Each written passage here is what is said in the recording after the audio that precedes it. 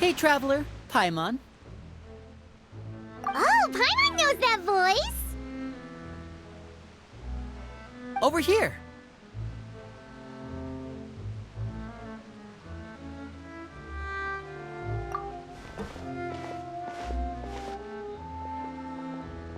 To borrow one of the more popular turns of phrase at the moment, this appears to be quite the fated reunion. Running into you two out of the blue like this has really made my day. I certainly wasn't expecting it. You can say that again. What brings you to Poisson? Wait, Paimon's got it! You must be here for one of your magic shows, right? Actually, we've run into a bit of trouble on the home front, so Father arranged for us to stay in Poisson for the time being. Oh, are Lynette and Fremine here too? Yep, along with most of the other members of the House of the Hearth. You may have noticed Poisson seems a bit more crowded than usual. So you're saying nearly the entire organization has moved to Poisson? Sounds like you've run into way more than just a bit of trouble. What's really going on? Well... Since the two of you are so curious, perhaps I can fill in the gaps. You scared Paimon half to death! Father, you're here. You know... On second thought, maybe we don't need to know? It's all probably super confidential House of the Hearth stuff, right? We totally weren't trying to pry or anything.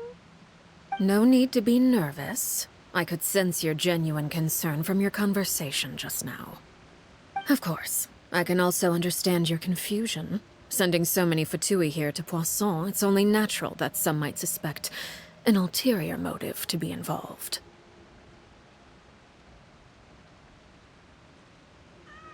I understand. I'm well aware you've had your fair share of confrontations with the Fatui in the past, and I can't exactly guarantee that we'll remain on good terms in the future.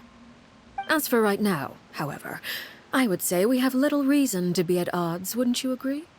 The House of the Hearth could stand to be more open with those who have worked so closely with us in the past. As for the issue at hand, well, it hardly relates to any ulterior motive. To be frank, it all stems from a certain rumor circulating around the House of the Hearth. It's an internal matter. What sort of rumor? A rumor that a certain phantom child is hiding away in the House of the Hearth. A phantom child? Ooh, just hearing the name is giving Paimon the creeps. A spirit that should have long ceased to exist is lurking in the shadows of the House of the Hearth. So I decided to bring the children to Poisson before continuing to investigate the situation. I expect I should be able to track down the spirit fairly quickly. After that, it's just a matter of resolving the situation, if you will. It shouldn't be much trouble at all. If you're curious, or if you still have some concerns, it might be advisable to stick around for a few days. I'm sure the children would be exceedingly pleased to welcome some visitors. Lyney, I'll leave you to entertain our guests. I have some matters to attend to. Of course, Father.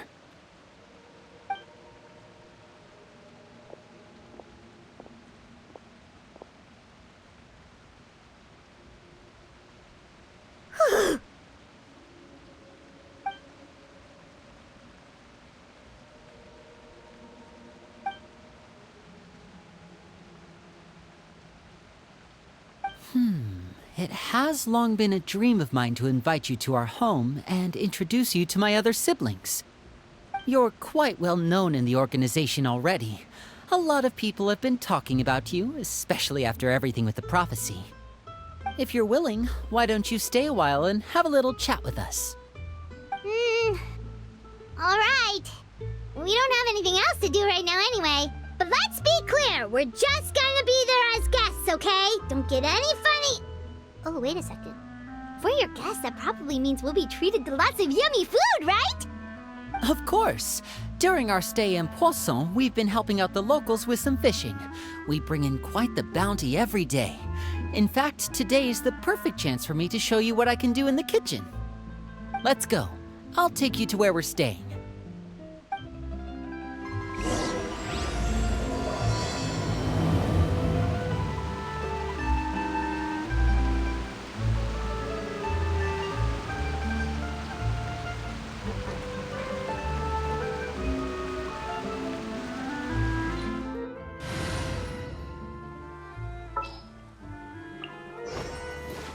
Just what will we come across this time? We'll be a traveling magic troupe.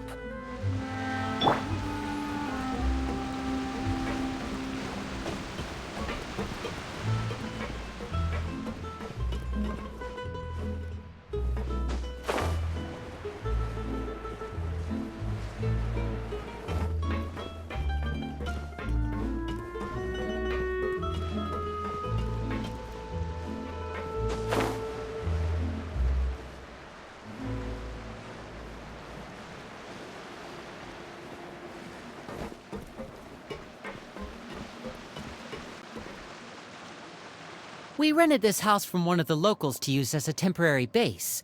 I'll come back later and tidy up a bit. After that, it should be all ready for you to stay in tonight. Awesome, thanks! So, where are we off to now? Well, when I happened to run into you two earlier, I was actually in the middle of distributing some supplies. With this many people staying in Poisson, we have to bring in outside supplies every now and then. I should probably make sure the rest of these provisions get delivered, otherwise people might start to get antsy. Okay, we'll come with! There are all sorts of rumors about your organization floating around out there. Paimon's not sure if she could even take a wild guess as to what's true and what's not. But now that we finally have the chance to see a day in the life of the house, we can take a good look at how you operate! Well, you're more than welcome to come along. Just follow me.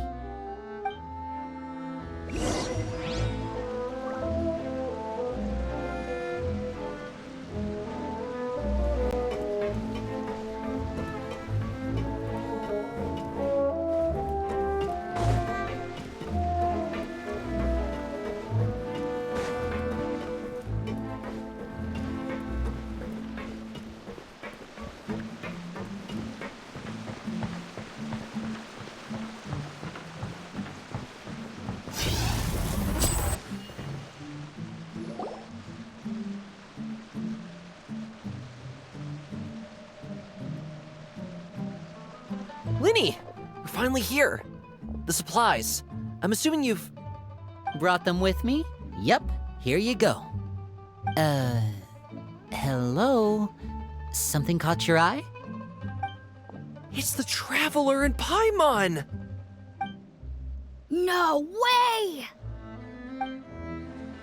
Come here, everyone! Hurry! The Traveler and Paimon are here!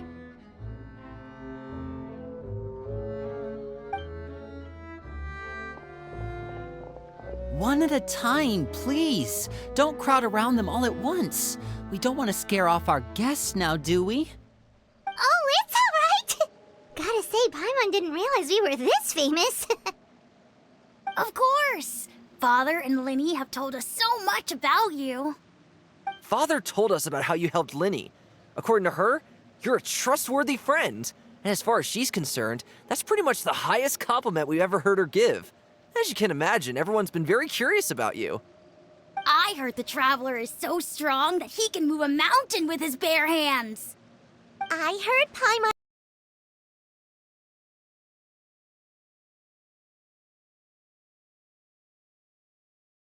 The internet eats so much that she can clean out the entire pantry at Hotel de Boer in just 3 days! Wait a second! That's the rumor you heard about Paimon? Oh, not cool at all!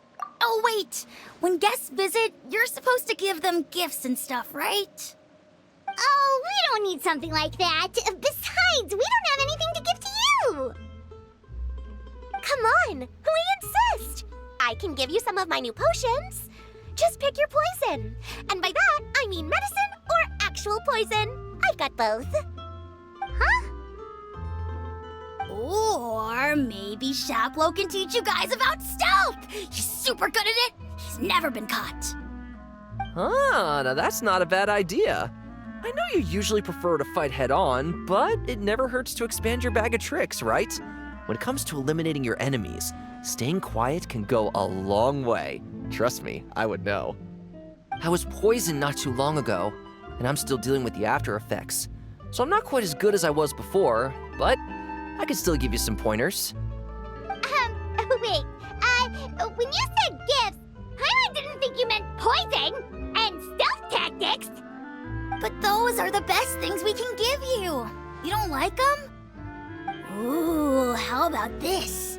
Tell me the name of someone who really annoys you, and we'll teach him a lesson for you. All right, Fold, Selwar. I think that's enough suggestions for now. When it comes to being a good host, it's the thought that counts. You don't need a physical gift to make our guests happy. In fact, pestering them with suggestion after suggestion might make them more annoyed than anything. I would say your enthusiasm has certainly gotten across. Really? Awesome! It's been so long since we have had guests to play with. If there's anything you need, just let us know. Yeah, especially if it's poison or something. I've got all sorts of potions for that. Well, we'll talk to you all later. We've still got supplies to distribute. All right, see you later.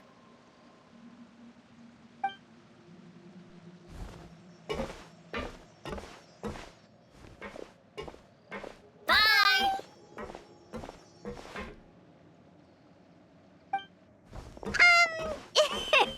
Lyney, about all that poison and stealth tactics talk just now.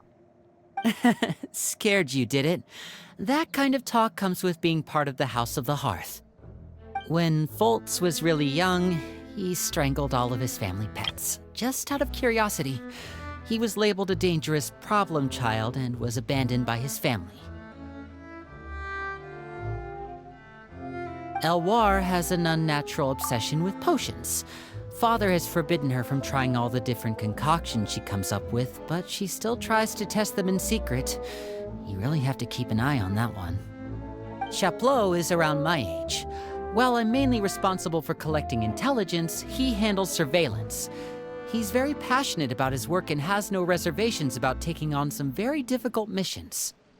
I know you two probably aren't used to that kind of talk, but I can promise you they only had the best of intentions. Things like stealth tactics and developing different poisons, they really mean a lot to them. They were just trying to share the best of what they could offer, that's all.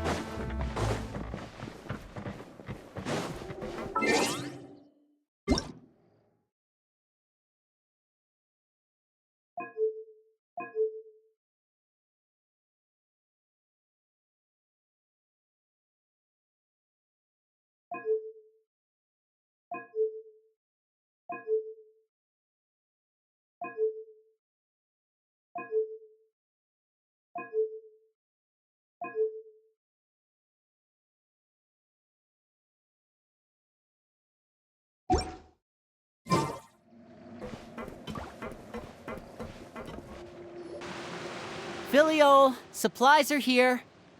Thanks. And who are these two? Outsiders? Allow me to introduce you. This is the Traveler and Paimon. Oh, you're the famous duo I've been hearing so much about. It's nice to meet you.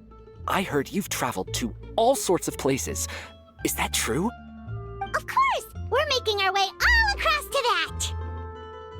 Oh, good for you. You must be pretty familiar with Fontaine by now, then. Have you seen the new opera that started running recently? I think it's called... The 4,000 Thieves? Oh, this is the first we've heard of it. It seems like it's going to be fantastic. From what I've been able to tell from the posters, anyway. You should definitely check it out if you have the time. Oh, and there's The Blind Maiden, too. That one is supposed to have audience interaction. Seems pretty interesting. After this mission is over, I think I'll go get a manicure. Oh, maybe I should dye my hair. Wonder how much it'll cost. Is it just Paimon, or do these two seem much easier to get along with than the others? Looks like the House of the Hearth has some normal members after all. I heard that. Oh! Oops. I'm guessing you're referring to Foltz and the others? I bet those crazies are practically foaming at the mouth right now. I'm sure they just can't wait to get back to Snezhnaya to carry out the plan. That's enough, Filial.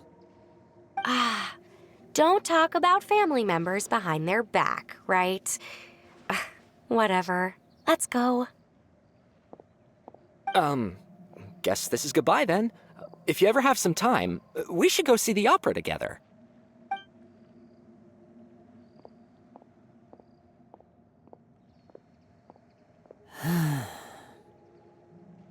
Well, that's it for the supplies. We should probably head back as well.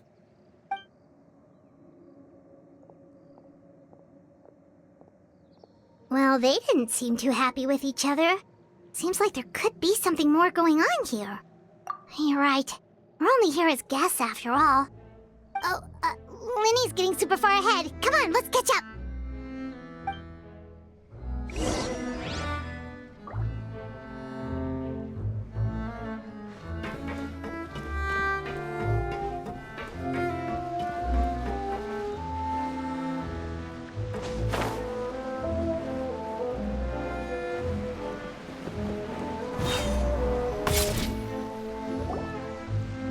So, what do you think of the members you've met so far? Well, Father is always encouraging us to be strong-willed and independent. So if there's one thing we've got, it's people who aren't afraid to speak their mind. Well, I should probably get cooking. Wanna join? Of course! Then let's head out and... Huh? Fremine? What are you doing here? Fremine!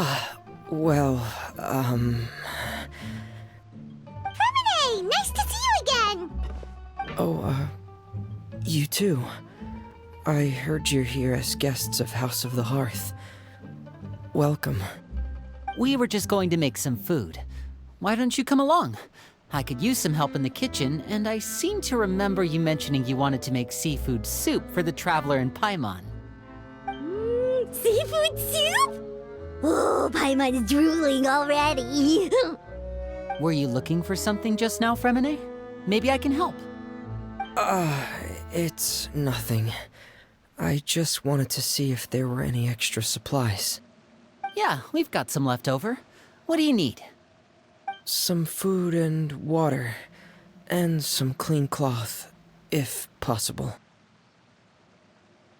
No problem. Give me a second here.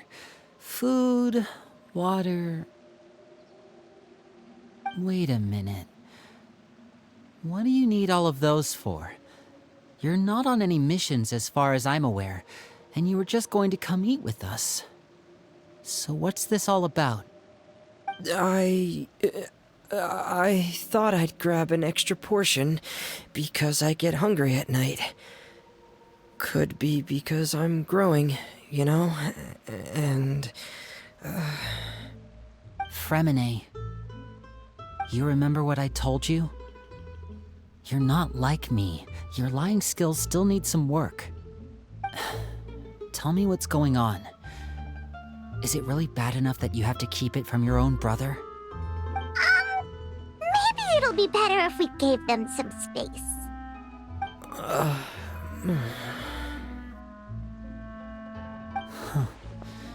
This is the first time I've seen that kind of look on your face. Whatever happened, does it have something to do with Father? Yes. Just follow me.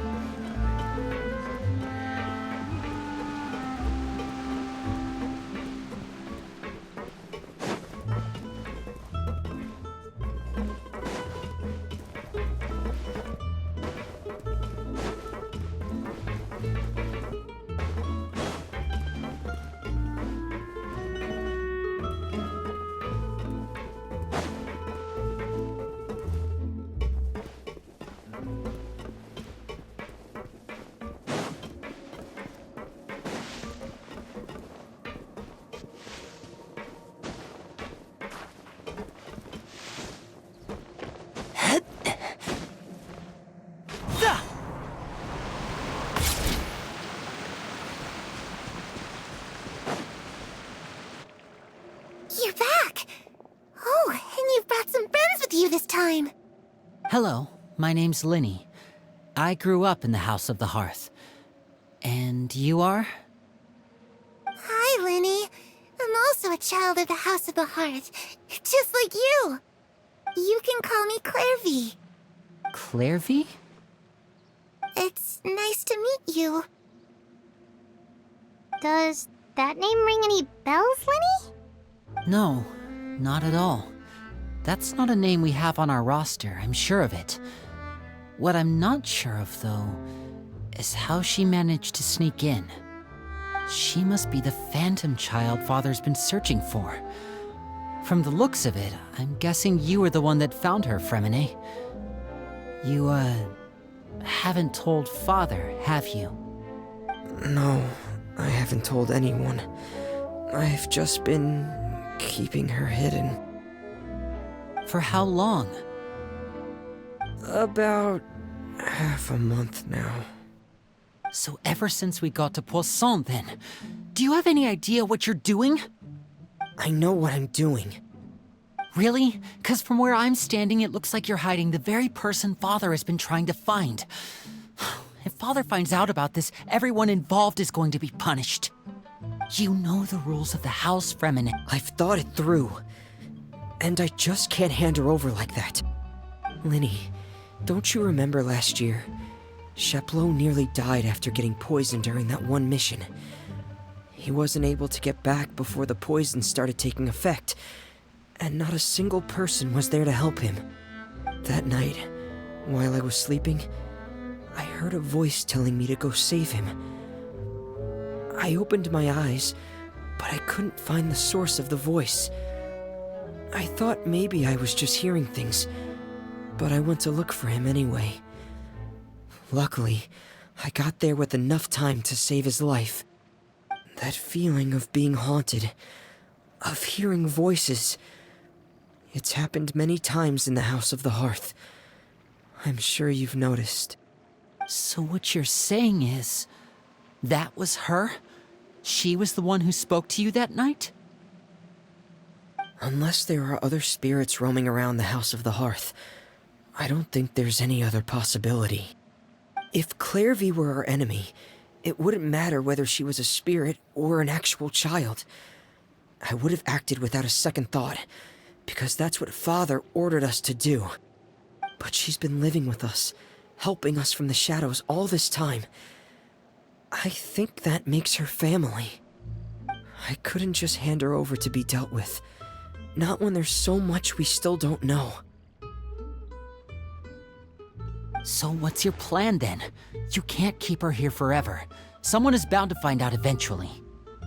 I haven't thought that far yet. I don't want to disobey an order from Father, but I also don't want to put Clairvy in danger. Come with me. There are a couple things I'd like to say to you in private.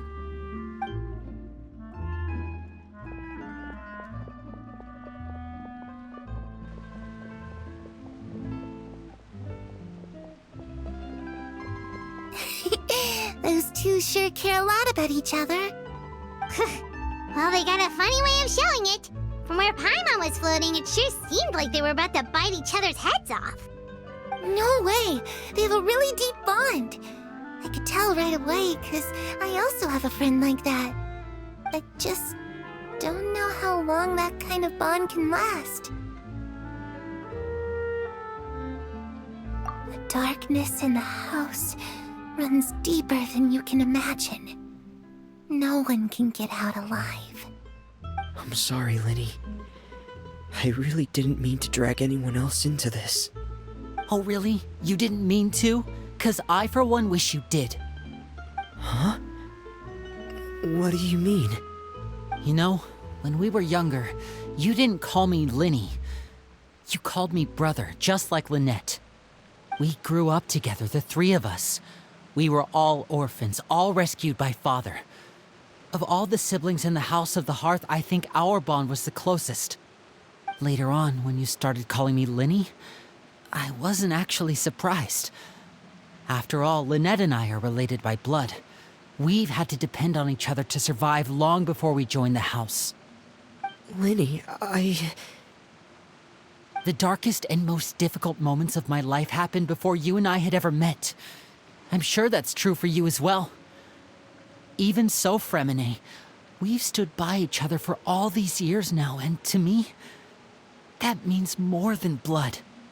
You and Lynette are the most important people in my life. No one can replace you. So I won't let you face anything alone. Not if I can help it. Oh, looks like things are getting kinda heated between Lyney and Fremine. Maybe we should go check on them. Oh, it's raining. I should put my clothes away.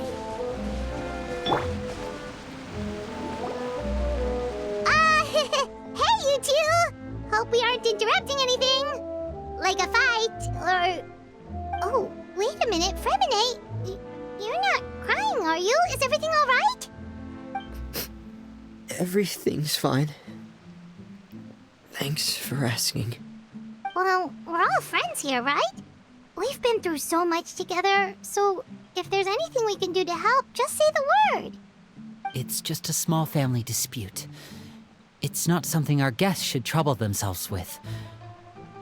In fact, it might be better if your stay ended here.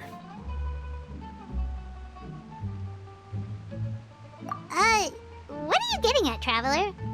When guests are around, families are often on their best behavior. And any disputes are less likely to escalate. That's what you're trying to say, isn't it? I just... Thank you. I was really hoping to keep you out of it. But even if I could think of some other reason to turn you away, I'm not sure I could convince you. I know things could turn dangerous, so I promise you this. From now on, I'll protect you like my life depends on it. Me too. Well, back to the matter at hand then. If we don't plan on handing Clairvy over to Father, then our only other option is to solve the mystery of her identity before Father is able to track her down. That means finding out where she came from and what she's doing here. Then we can send her on her merry way and pretend like none of this ever happened. I've tried that already. And? And... nothing. I tried taking her somewhere really far away, but...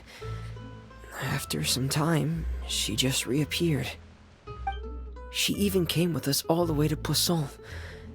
It seems like wherever the house is, she follows. I don't know much about spirits. Do you two have any ideas? Let's see here. Paimon remembers hearing something like, if you fulfill a spirit's last wish before they died, they'll let go of whatever's keeping them here and return to the ley lines. Oh, it's just that Paimon doesn't really remember where she heard that, so it's not guaranteed to work or anything. Well, sounds like it's worth a shot. Guess that means we should go ask her about her wish. But first, Fremine, I need you to promise me something. What is it? I need you to promise me that this will stay between the two of us. We're the masterminds behind this whole thing. No one else gets involved. Can you do that for me? Of course. I promise. All right. Then let's seal the promise just like when we were kids. Fist bump on 3. Ready? 1, 2, 3. I swear.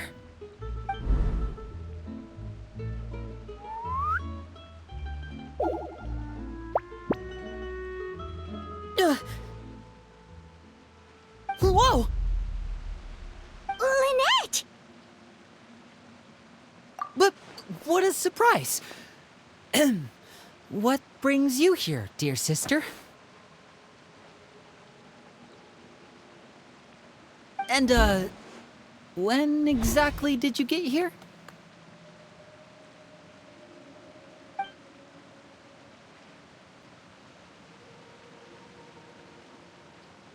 You're an idiot, brother. And you too, Fremine.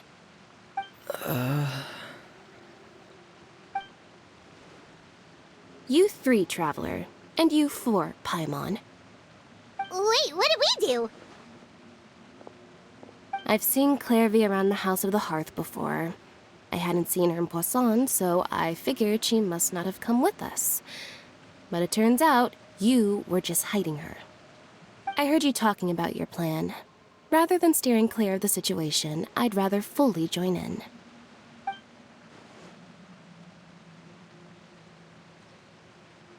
If you don't agree, I'll have no choice but to report everything back to Father. Simple as that. You're not giving us much wiggle room here, Lynette. Well, I guess we're all in this together then. After we talk to Clairvy, we'll figure out our next move.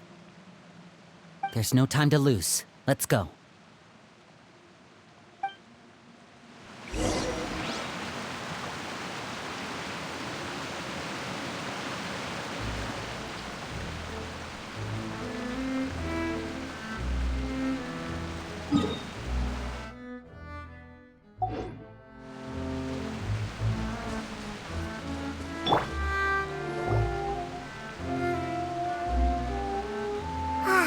I'm full. Thank you for bringing me this food, you guys. She said she's full, but the food doesn't look like it's even been touched.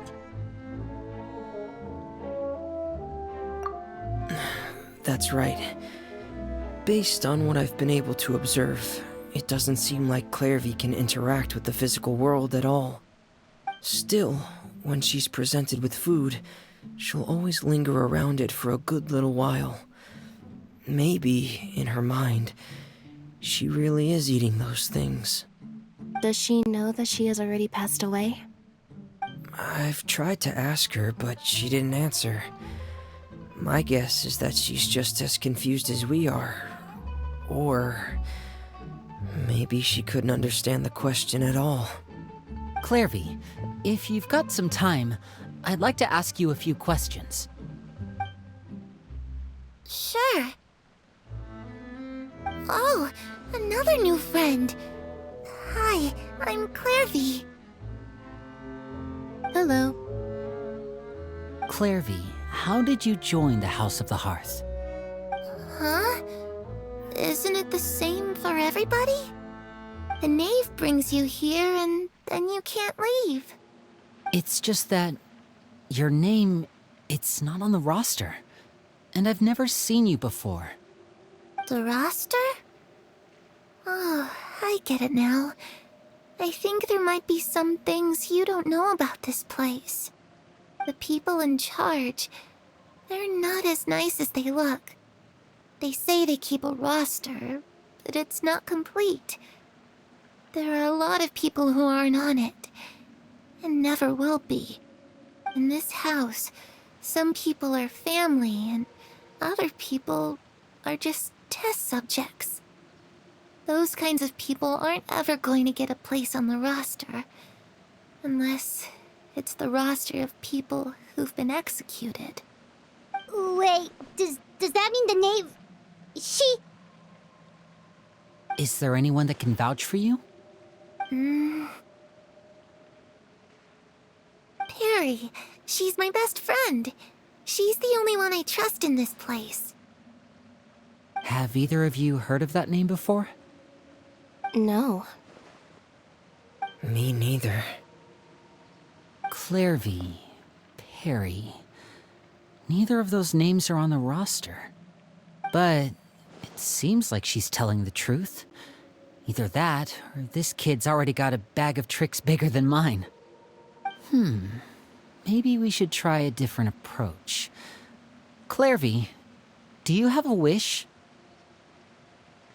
A wish? It can be anything you want. Just imagine. It's your birthday, you're blowing out the candles, and your wish is...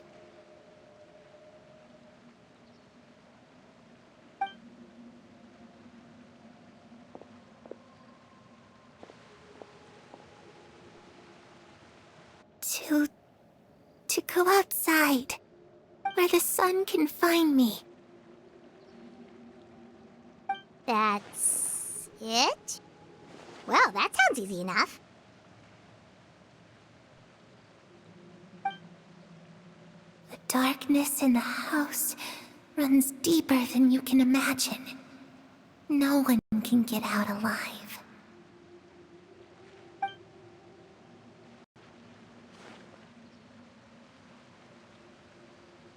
Okay, time to divide and conquer. Listen up, I've got a plan. I'll try and find a way to use basic illusory magic to take Clairvy outside and bring her somewhere with sunlight.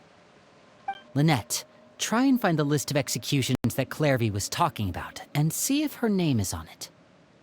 Fremine, you stay in Poisson. We can't be the only ones who've had run-ins with Clairvy. I need you to collect intel on everything she's said and done. Understood.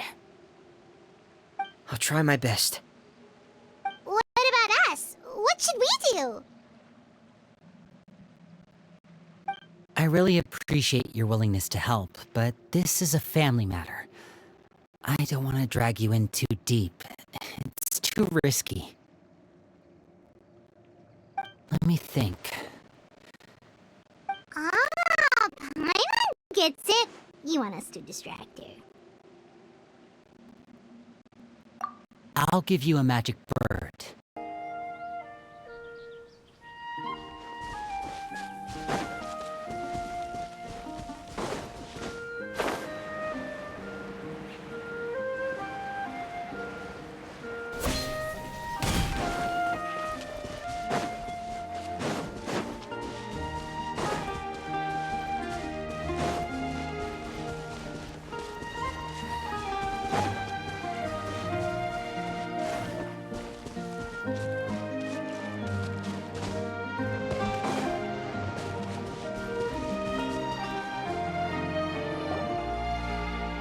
It's the knave!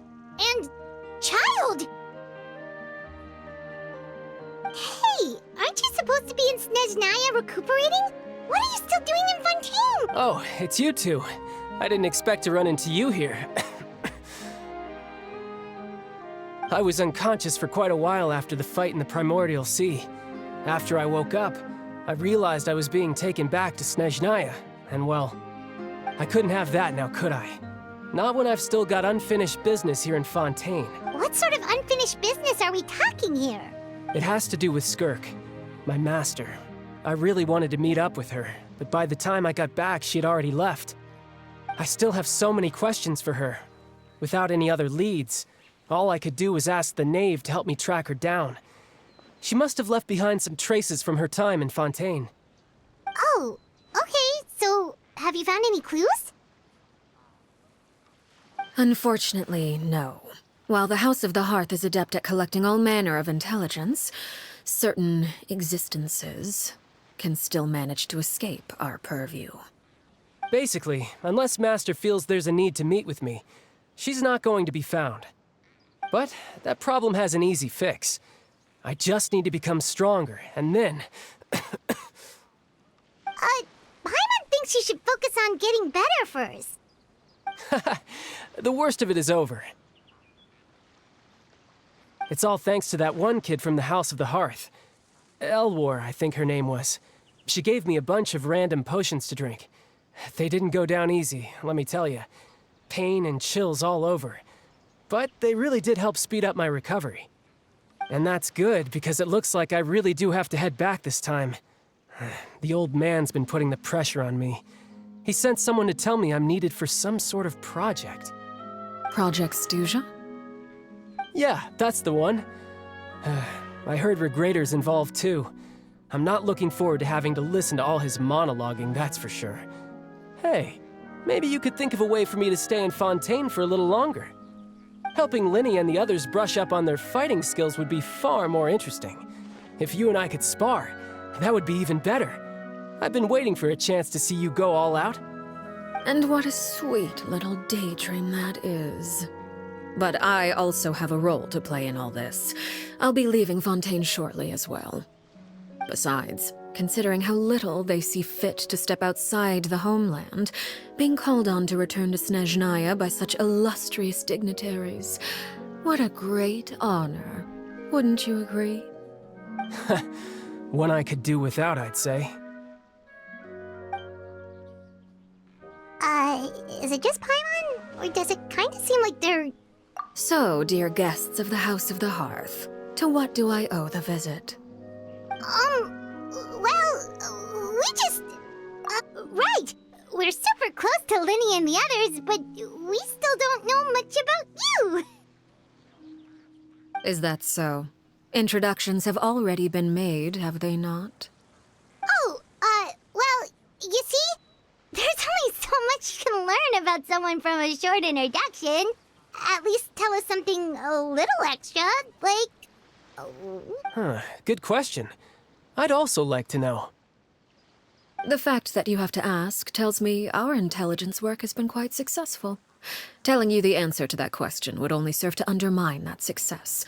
And we can't have... Spoken like a true diplomat. That was some expert sidestepping right there. Well, if there's nothing else, I think I'll take my leave. I still have a small matter to resolve at home. Wait, don't go!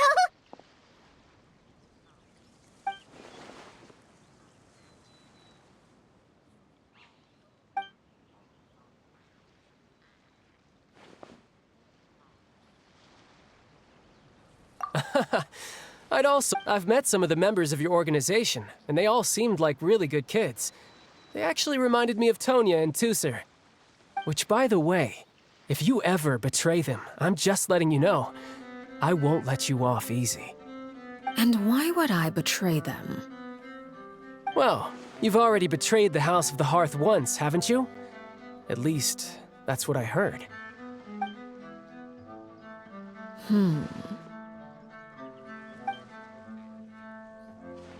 Okay, I admit.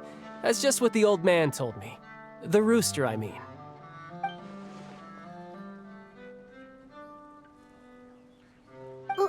Wait, did you really do something bad to those kids? Never mind what I've done. I'm more curious as to what the mighty rooster had to say. Care to enlighten me? Well, nothing much. Just some stuff about you taking out many other members of the House of the Hearth, and even going so far to attack your own family. I see. Based on your reaction, I'm guessing it's all a bunch of lies. Hardly.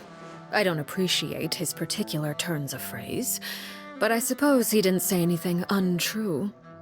Although, it would be more accurate to say that there is a certain level of prejudice involved, but I don't intend to clear that up just yet. Prejudice has a funny way of concealing the real truth behind certain things. Call yourself a Fontainian, for example, and people will assume all sorts of things, when the real truth is that this is simply the land where I was raised. Huh? You're not actually from Fontaine? But then why did you try to help out with the prophecy and everything? I was trying to protect the children born in Fontaine. Claiming that I myself was a Fontainian simply made it easier to operate. People would hardly suspect a fellow Fontainian of having any ulterior motives. Who wouldn't want to save their homeland after all? The primordial sea wouldn't have any effect on me, but it would have caused great harm to the House of the Hearth. Well, you wanted extra information, didn't you? There you go. I hope that satisfied your curiosity.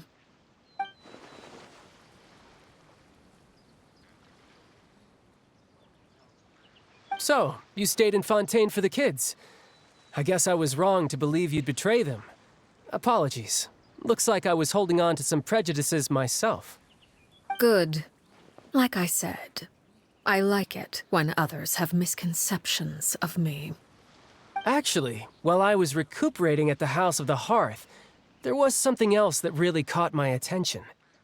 I heard that members always resolve disputes and arguments with a friendly spar, and the loser has to back down. Seems pretty cool if you ask me. Would also give them plenty of opportunities to hone their skills. Well, that's only a recent development. In the past, such spars weren't nearly so friendly. The losing party would lose everything, including their life. They were that high stakes? Whew, at least that's not a thing anymore. Well, the current atmosphere's not half bad. I'm a bit jealous, actually. You've got so many family members around you, and you even get to live with them. Having a lot of family around means dealing with a considerable amount of bickering and scheming. Once Tonya and Tusser enter their rebellious phase, I'm sure you'll understand. Just imagine. Tusser becomes obsessed with plucking out strands from the rooster's mustache, or Tonya decides to dye her hair 42 different colors. Okay. I get the picture.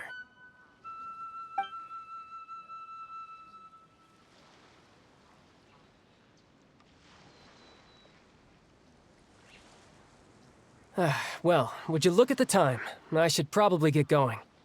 Traveler, Paimon, I'm not sure where our paths will cross next, but the next time we run into each other, we should definitely try and find some time to spar.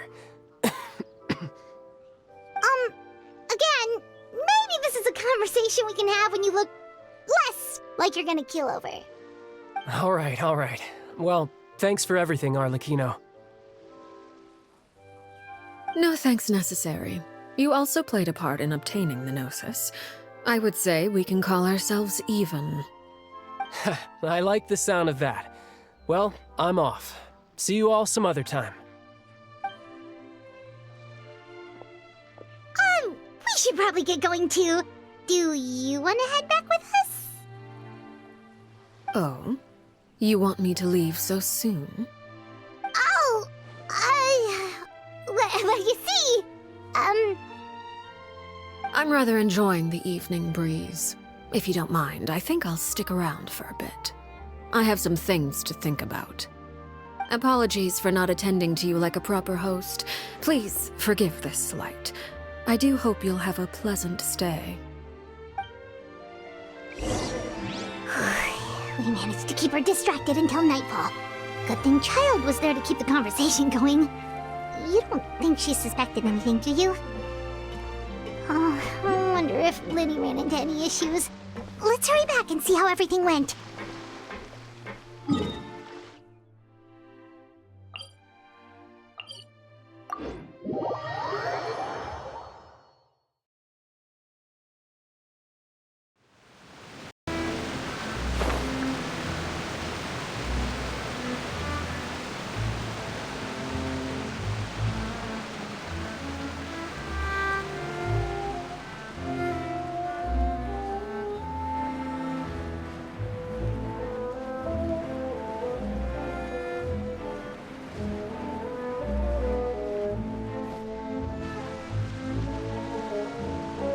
How did everything go?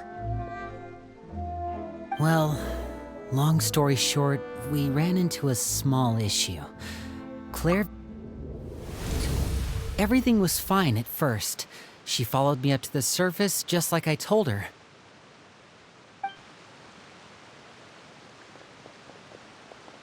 But as I led her out of the shadows and into the sunlight, she vanished.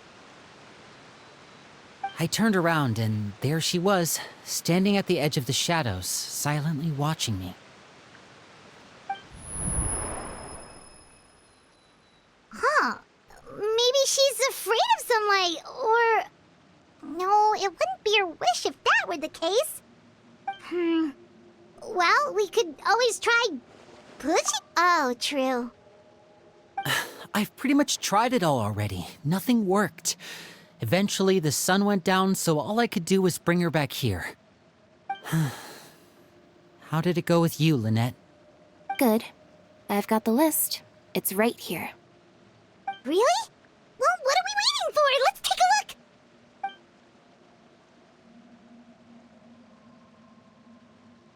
Oh, that's a lot of pages.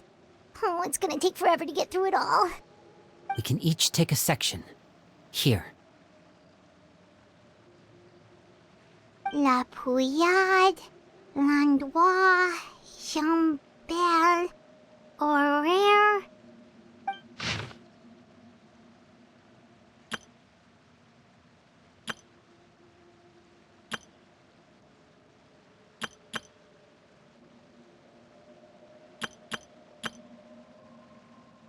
Oh, yikes.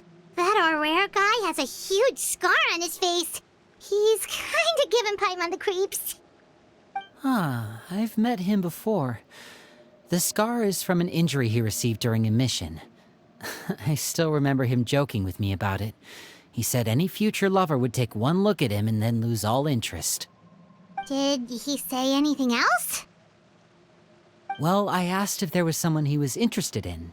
He said no, and that's where our conversation ended. It was only later that I learned he really did have someone he liked. He risked everything to escape so he could be with her, but it didn't work. One day, Father asked to see him, and, well, I never saw him again after that. Wait, so that means the knave, she... It may seem cruel, but it's just one of the rules of the house. Betrayal is not to be taken lightly. We know too many secrets to come and go as we please. So, if you do try to leave, you pay with your life.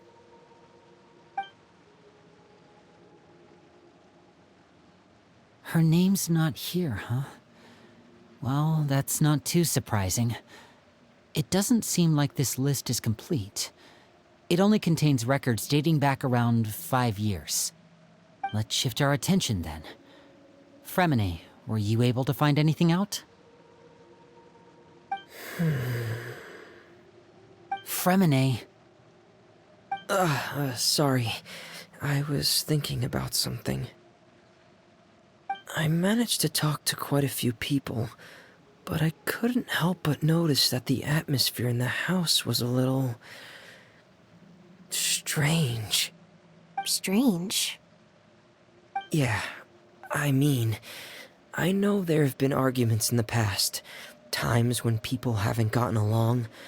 Chaplot and Filiol are a good example of that. Oh, those are two of the people that we met while delivering supplies. Paimon can see how they might not get along. They had very different vibes, and their, interests seem to be pretty different as well. That's to be expected, actually. Father brought us all here, shared her knowledge with us, taught us how to fight. That's one thing we all share. But that's also where the similarities end. Not all of us feel the same desire to stay here. As members of the House of the Hearth, we're also considered part of the Fatui. And to a lot of people, that's an identity they never asked for. Certain members get older and realize they want something else for themselves. But considering the rules of the house, most people would never say that out loud. People like Chaplot and Foltz are loyal to Father and her vision. They're proud to be part of the Fatui. Filiol and Nantoy, on the other hand, well, they aren't quite as enthusiastic. These kinds of conflicts have always been there. It's not like Father is in the dark about any of this. Well, that's true. But it just feels like things have gotten worse lately. Filiol and the others, it seemed like they were meeting in secret to talk about something. I can't say for sure, but I think they've met Clairvy. You think she's been inciting them to act out? No, not exactly. But I wouldn't be surprised if she said something to them about the darkness in the house and how deep it runs. She's told me about it before. Experiments being run on children. People being used as pawns on the battlefield without so much as the strength to survive. And they just believed all that? Without any evidence? Clairvy's words probably gave them the excuse they were looking for. Whether they actually believe them to be true is secondary. This is all because of Project Stuja, isn't it? Whoa. Hold on a second. What's this Project Stuja all about, huh? This is the second time it's come up now. Sorry, but I'm not sure of the details either. I only know what Father has told us, which is that it's something the Rooster and Regrader have been working on together. Apparently, it has to do with the Fatui's strategic plan for the future. Because the House of the Hearth was so successful in obtaining the Gnosis, we now have the honor of playing a key role in Project Stuja. Wait, but isn't that a good thing? Key role is just another way of saying dangerous role. To us, the whole thing... Father thinks so too, but she's in no position to refuse.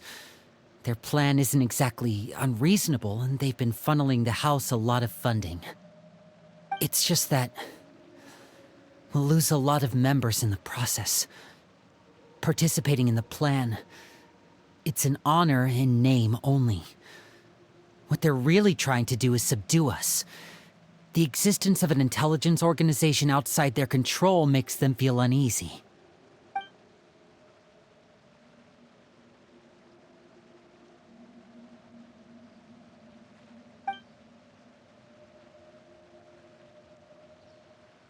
Okay, super complicated top secret Fatui business aside, what does all of this have to do with the conflicts you were talking about earlier? Paimon doesn't get the connection. External pressure has a way of exacerbating internal strife. You can't overlook the power of fear either. People are afraid of dying, and that fear is often the impetus for a lot of stupid decisions. I thought resolving the Clervy situation would make everything go back to normal. But it looks like things are more complicated than I thought. If we leave Filiol and the others to their own devices, sooner or later, Father will be forced to take action. We can only focus on one situation at a time, brother. You're right. Even if we confront Filiol and the others, it won't do any good. It might even make matters worse. We should focus on Clervy for now. Well, it's getting late. We should head back and get some rest. We'll try again first thing tomorrow. Lynette, you stick with me this time. Fremine, keep a close eye on Filiol and the others. Make sure they don't do anything they'll regret. Good work today, everyone. Have a good night, and I'll see you tomorrow.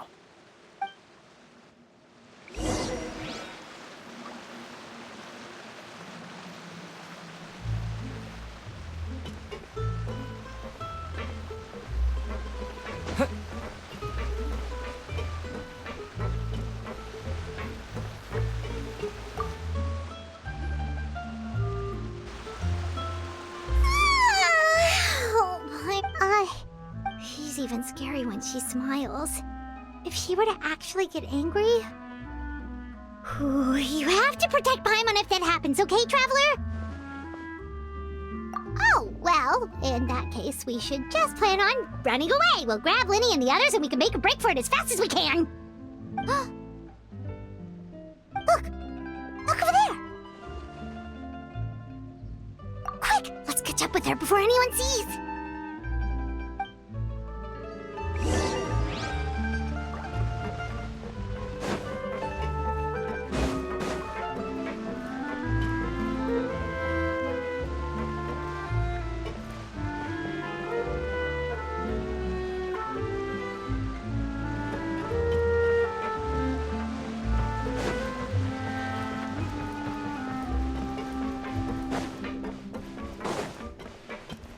Over there!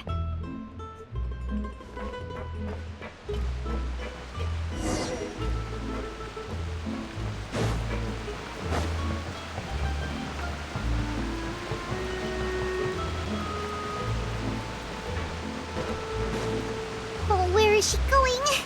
Oh, if someone sees her, we're toast!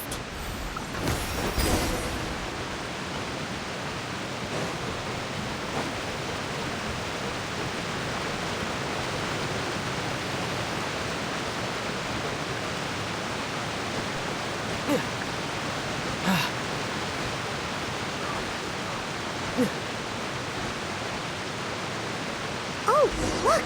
She stopped!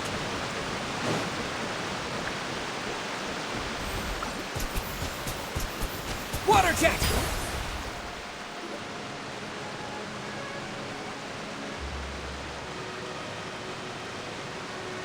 Clervy! Shh. I opened the window while no one was looking. Look how pretty the outside is.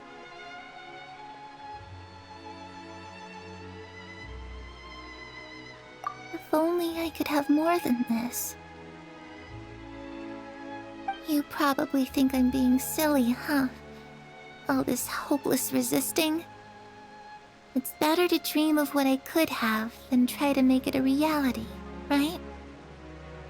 Please, help us get on the same page here, Clary. We need you to tell us what you know. Can you do that? Sure. Although, after you hear all this, I think everyone in this family is nothing more than a tool. Something to be used and exploited. We're all expendable, including me. As long as you're useful, you get to stick around. Lose your value, and you're handed over to the doctor, experimented on, and given a fate worse than death. I've seen it happen again and again, and I've had enough. You're saying the knave did all that? It's just, that doesn't seem like something she would do. She's scary and all, but it seems like even she has lines she wouldn't cross. I knew you wouldn't believe me. Everyone thinks she's a good person. They all think of her like a real mother. Mother? But she doesn't deserve that title. She's disgraced it and tarnished it. And if I had things my way, I'd never see her again. If only Perry were here, she'd understand. Perry. There's that name again. Also, Paimon's getting a strange feeling. It almost feels like she's not really here with us. Paimon can't tell if she's actually talking to us or if she's mistaken us for someone else. Well, in any case, it seems like she really needs someone to talk to. We should keep her company for a little longer. She looks so young, but it seems like she's been through a lot. It's getting windy. I should close the window. Ooh, look at the moon. Isn't it pretty? Hey, wanna hear a secret? I heard that if you look up at the night sky in Snezhnaya, you can see the aurora. It's supposed to be super pretty. Even prettier than the moon tonight. Perry and I promised each other that once we're older, we're gonna go see it together. But I can't find her. I'm worried she's also been... No, that wouldn't happen to her. She's special. Mother likes her a lot. I should really go talk to Mother, but we just fought. She doesn't want to see me, and I'm too scared to face her. What should I do?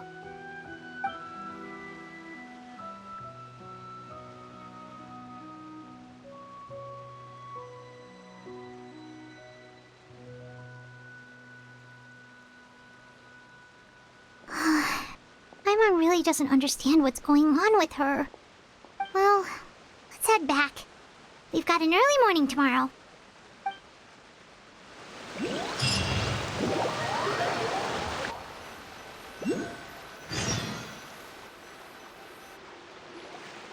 All right, looks like we're all here. Let's go ahead with the plan. Oh? What is it? What makes you ask that? Well, we kinda ran into Clairview last night, and that's what she told us. We met the doctor back in Sumeru. He's super dangerous. It's possible that Father and the Doctor have had certain dealings, but I don't think Father would work with him. We're not really on the same side, so there's not a lot of trust between them. That doesn't exactly set the stage for a successful partnership. I did hear, though, that when Father first became a Harbinger, the Doctor offered to work with the House of the Hearth. Father rejected most of his proposals, except for one. It had to do with some sort of secret experiment. Secret experiment? Could that be what Clairview was talking about? I don't think so. I don't know any details about the experiment itself, but I do know it's an entirely independent operation. The Doctor only proposed a direction for the research. That was the extent of his involvement. I still don't think that counts as working together. The details of the experiment are confidential, but complete records are kept on all participants. That doesn't seem to be the case with the situation Clairvy referred to. I know you don't agree with some of the Fatui's methods, and I'm not asking you to. But I am asking you to trust us on this. The House of the Hearth has its own principles. There are certain lines we're not willing to cross. Alright, that's good to hear at least. Clairvy seems to think the knave and the doctor worked together to do something horrible. If that turned out to be true, Paimon doesn't know how he would even face you guys. It's just that it doesn't seem like Clairvy is lying either. The easiest thing to do would be just ask the knave directly, but Paimon doesn't think she'd tell us.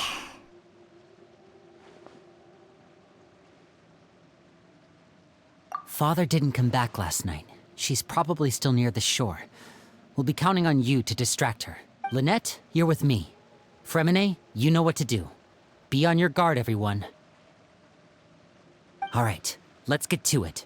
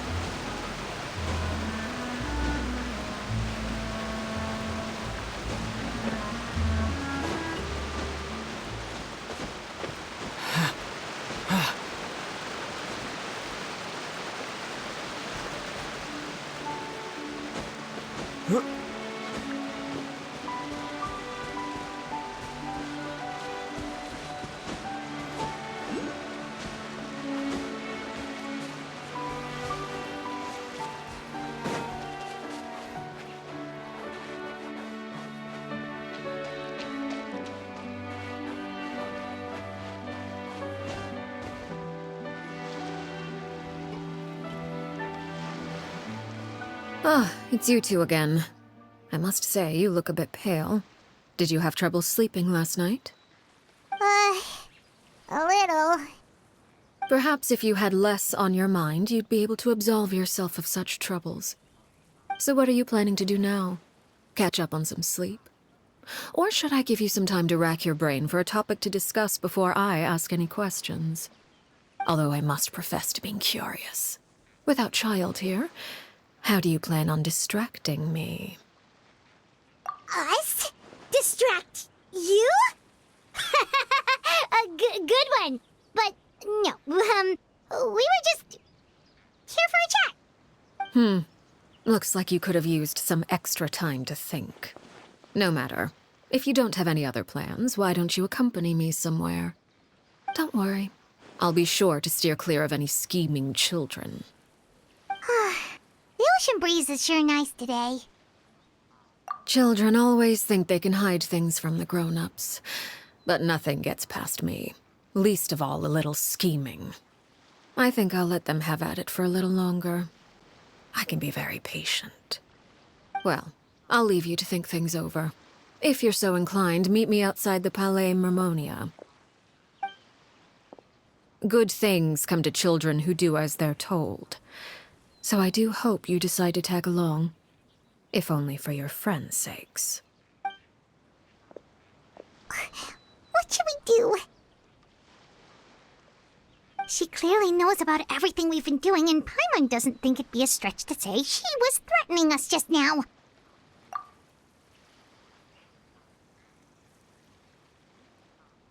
Oh, good idea. Hopefully he sees it in time.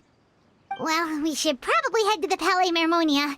Paimon doesn't want to find out what happens if we don't show up, based on what the knave was saying just now. Okay, then we probably shouldn't keep her waiting. It seems like Lyney and the others are on thin ice, so let's do our best to not get them in any more trouble.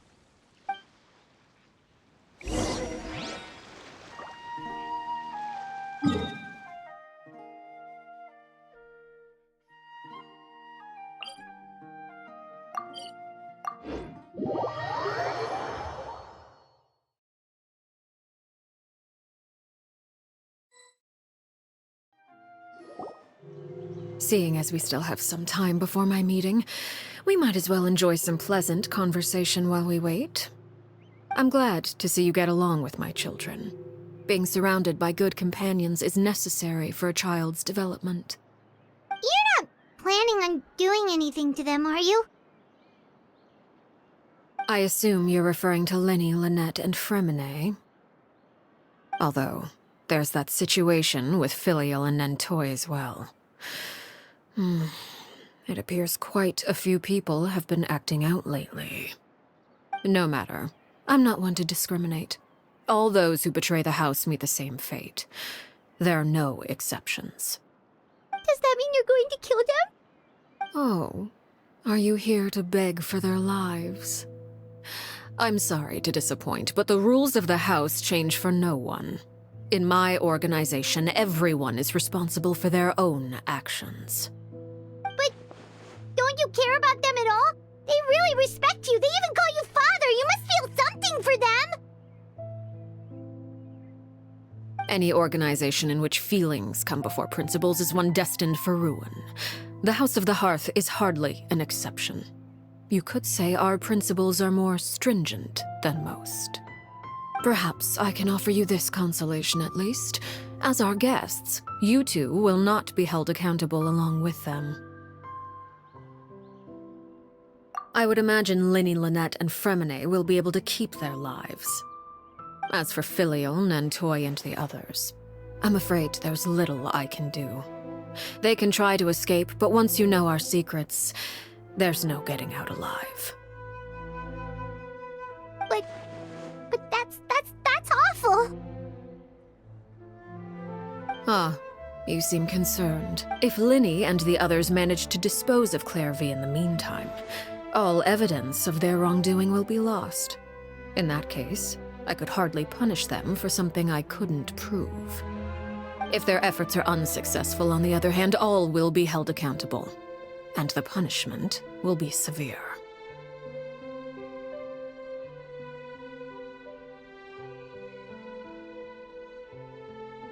Of course. Oh, and here, I believe this belongs to you. Do try and keep better track of it next time. It takes a considerable amount of time to train a bird like this. It would be such a pity if you were to lose it. Permanently.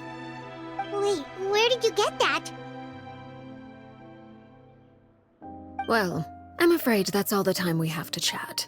Now, for the matter at hand.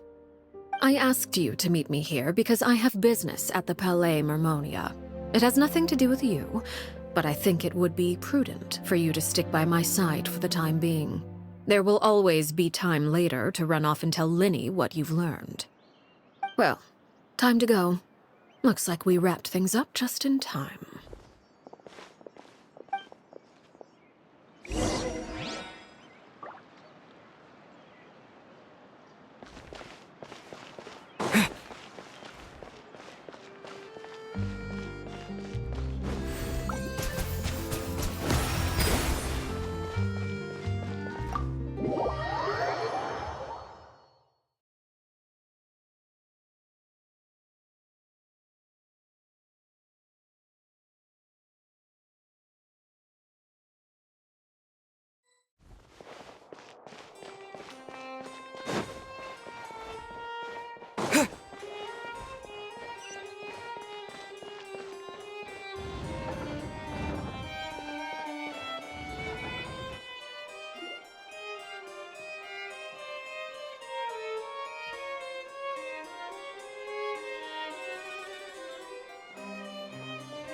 It's been a while, Monsieur Neuvillette.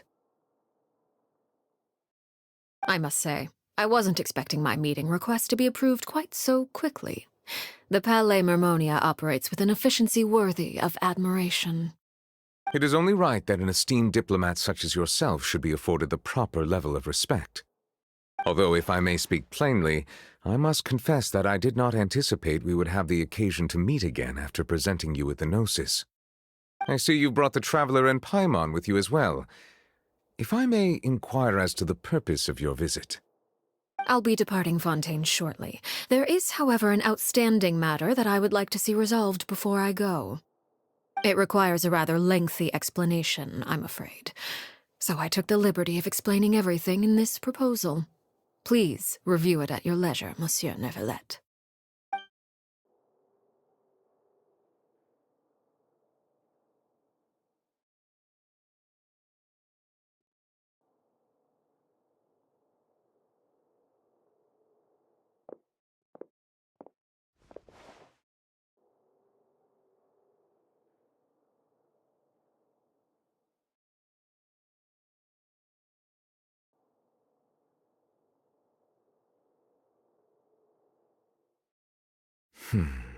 I understand your request. However, at the risk of causing offense, I must admit that I fail to see why you would wish for such a thing. I heard you have a certain fondness for water tasting, Monsieur Neuvillette, so allow me to use water as an analogy. A family is like a large body of water with countless rivers flowing in and out. As someone who watches over this system, I would hope that each river that flows from the source will eventually reach the ocean. Of course, objectively speaking, I know this is impossible. Most of the rivers will dry up along the way, disappearing into the ground and leaving nothing but a barren riverbed behind. Not all rivers are destined to reach the ocean, but I would not see their existence rendered meaningless. I believe the water that flows within them is simply meant for a different destination, like a field in need of irrigation. Or perhaps the glass of a certain water-tasting enthusiast. Did you get any of that, Traveler? Your words paint an optimistic picture indeed. Allow me to remind you, however, few among us are willing to sip from a glass filled with tainted water. It may have been tainted at one point in time, but not to worry. I'll make sure it's strained of all impurities and returned to its cleanest form. I seem to recall there being a... If you accept my proposal, Monsieur Neuvillette, I will and, unless absolutely necessary, I will no longer carry out any special... I presume I can take your words to mean that, in the future, cases similar to the Tartuffe assassination will cease to cross my desk? Tartuffe? Ah, that thief who embezzled funds from all those charities, you mean? My deepest condolences to his family, but without any evidence, I cannot imagine how the House of the Hearth might have been involved in his passing. Of course, if you accept my proposal, Monsieur Neuvillette, I'm sure certain measures could be taken to reduce the frequency of such troubles. You choose your words carefully indeed. In that case, I am inclined to accept your proposal. My thanks for your generosity, Monsieur Neuvillette. Well, with that settled, we should be going now. I took the liberty of bringing along 2 bottles of spring water from Snezhnaya for you to enjoy. I do hope I get the chance to hear your impressions. Perhaps at our next meeting, yes? Indeed. I trust you would not overlook your commitment in the meantime. All right, Traveler Paimon. Time to go.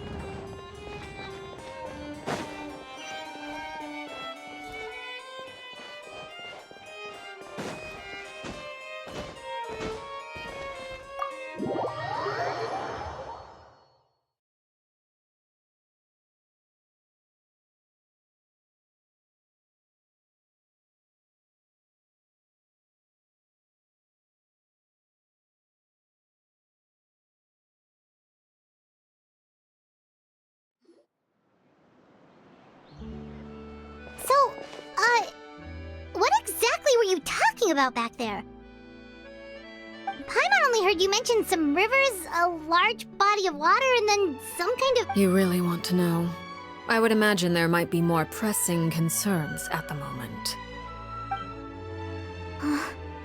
Lyney, Paimon really hopes everything's going okay.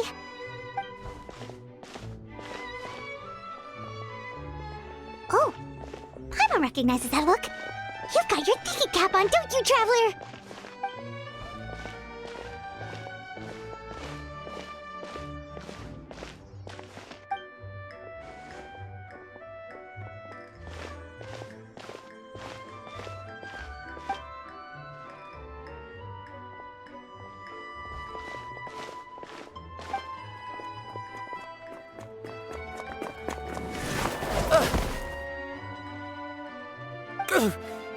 Oh, shoot. Are you alright? Oh, jeez. I'm so sorry. I was so focused on selling these papers, I wasn't looking where I was going. Well, let me make it up to you at least. Here, take this paper. On the house.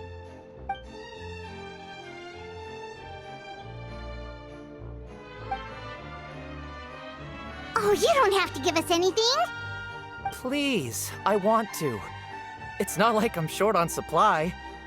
All the extras will be useless come tomorrow anyway.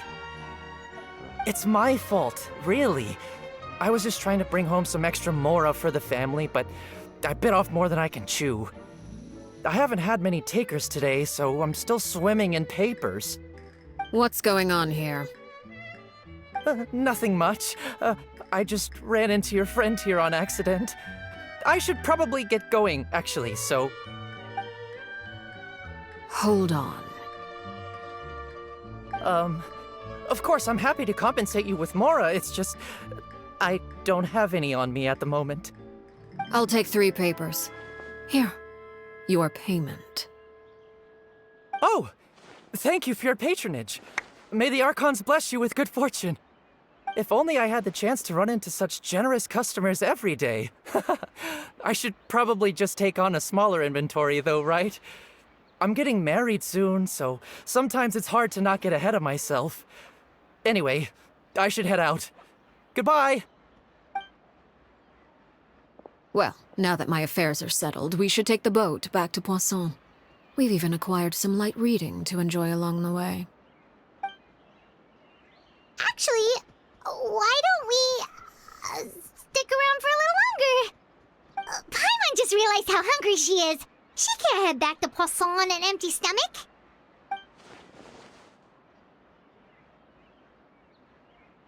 It appears you two are under the impression that delaying our return will somehow alter the situation in your favor. I'm sorry to ruin your fantasy, but your efforts are meaningless. That being said, I could be persuaded to give Lyney some extra time. I just have one condition. If you agree to my request, I'll even answer some of your questions. You're quite curious about Clairvy, are you not? And my relationship to her. Wait, why are you being so generous all of a sudden? You're not gonna ask us to do something bad, are you? You overestimate yourself. You don't have the talent for bad things. Then what can you possibly... The most important consideration in a negotiation is that both sides receive something they want. Demands and threats only get you so far. Wonderful. Here it is. When the time comes, make the choice that you deem most appropriate in the situation, and lend your help to the House of the Hearth. Okay, sounds normal enough. But what do you mean, when the time comes? When is that supposed to be? That is for you to decide. Then we have a deal. Follow me.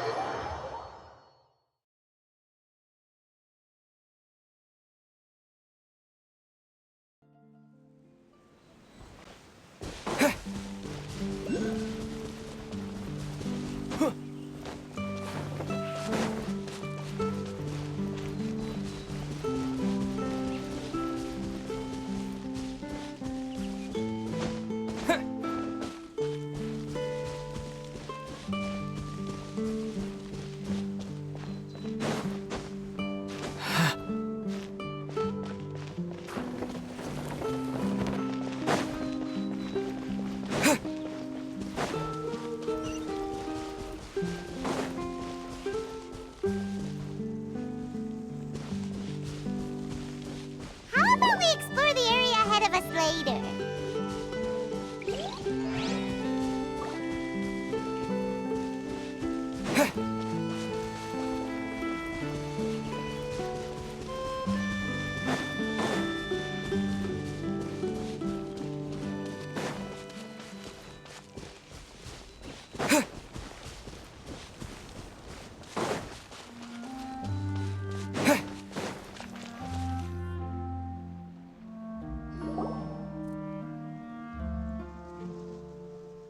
What is this place? Somewhere long forgotten by everyone. It used to be a grand building. Now it's nothing more than a pile of rubble. No one comes here anymore, nor does anyone care about what once happened here. Although, this place does have something to do with the story I'm about to tell you. It was before I became a harbinger, and before Lyney and the others joined the House of the Hearth. Due to certain events, I first killed Clairvy and then her mother. And this is where it all happened. You were the one that killed Clairvy? Patience now. Allow me to explain Clairvy's side of the story first. I'll start from the beginning. Clairvy was 6 years old when she was brought by her mother, Crucibina, to live in the House of the Hearth. From the outside, it seemed like a fairy tale. A thriving family made up of kind adults and friendly children. Crucibina was the knave at that time, and the House of the Hearth was under her control. She was Clairvy's mother by blood, but she was also the mother to all the children in the house. Clairvy was happy here, for a time.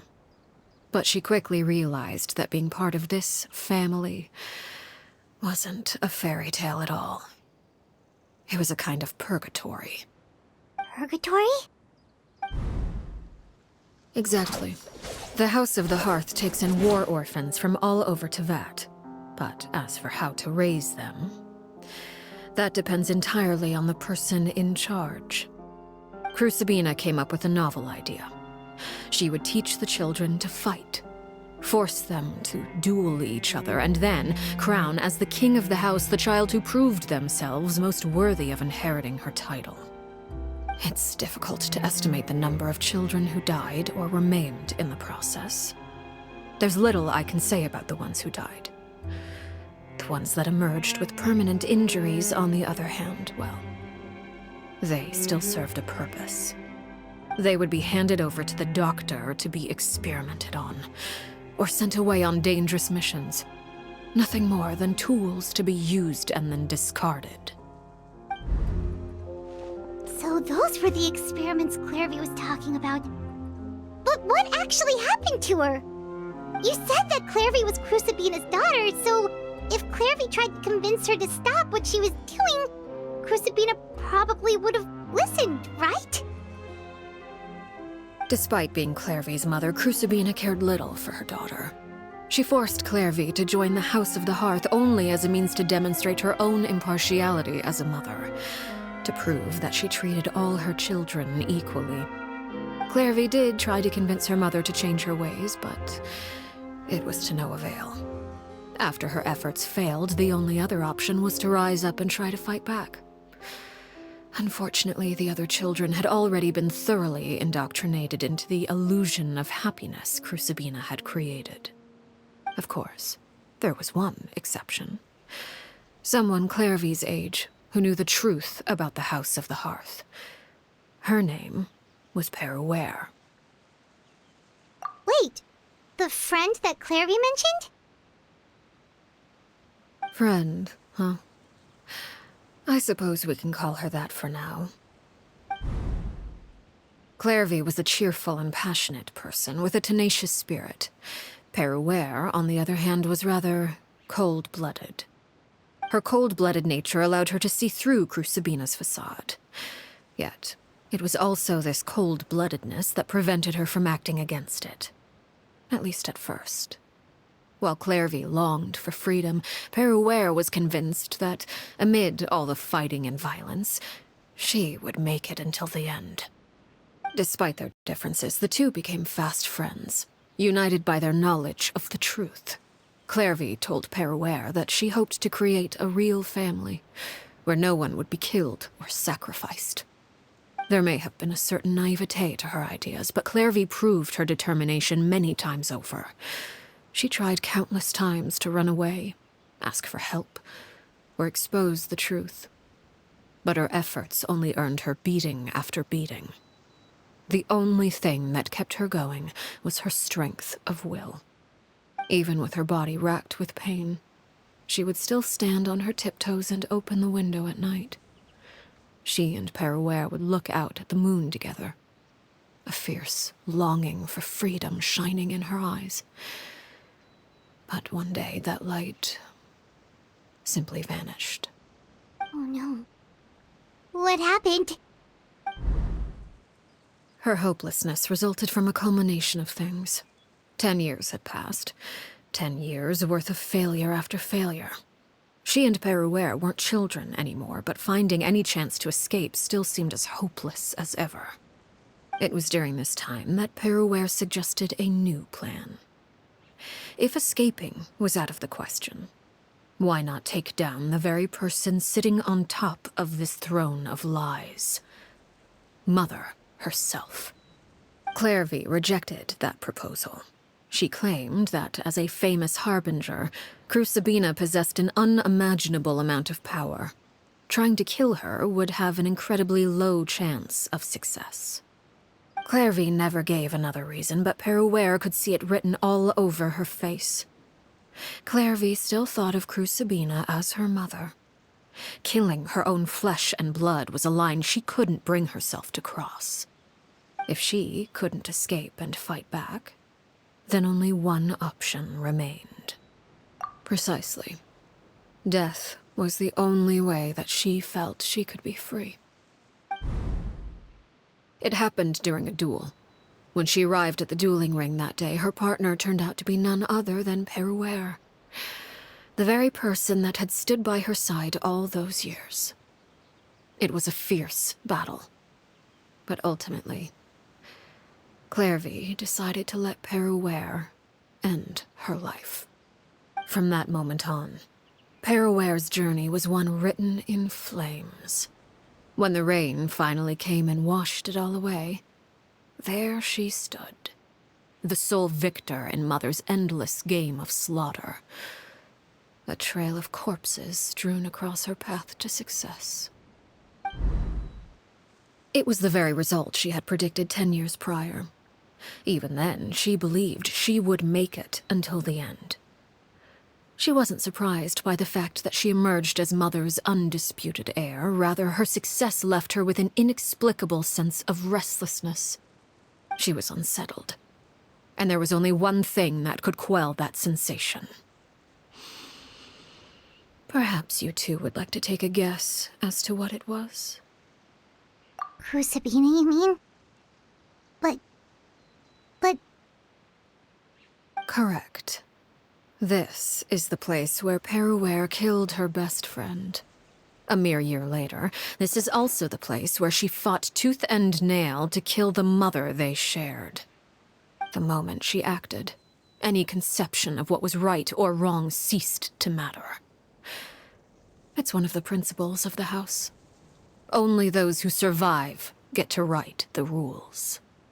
Perouer won the battle, and became a harbinger herself. After which Her Majesty, the Tsaritsa, bestowed upon her a new name. Arlecchino. So the Perry Clairvy was talking about... It was you all along. You're Perouer. Arlecchino is just a name you got later. I left that name behind long ago.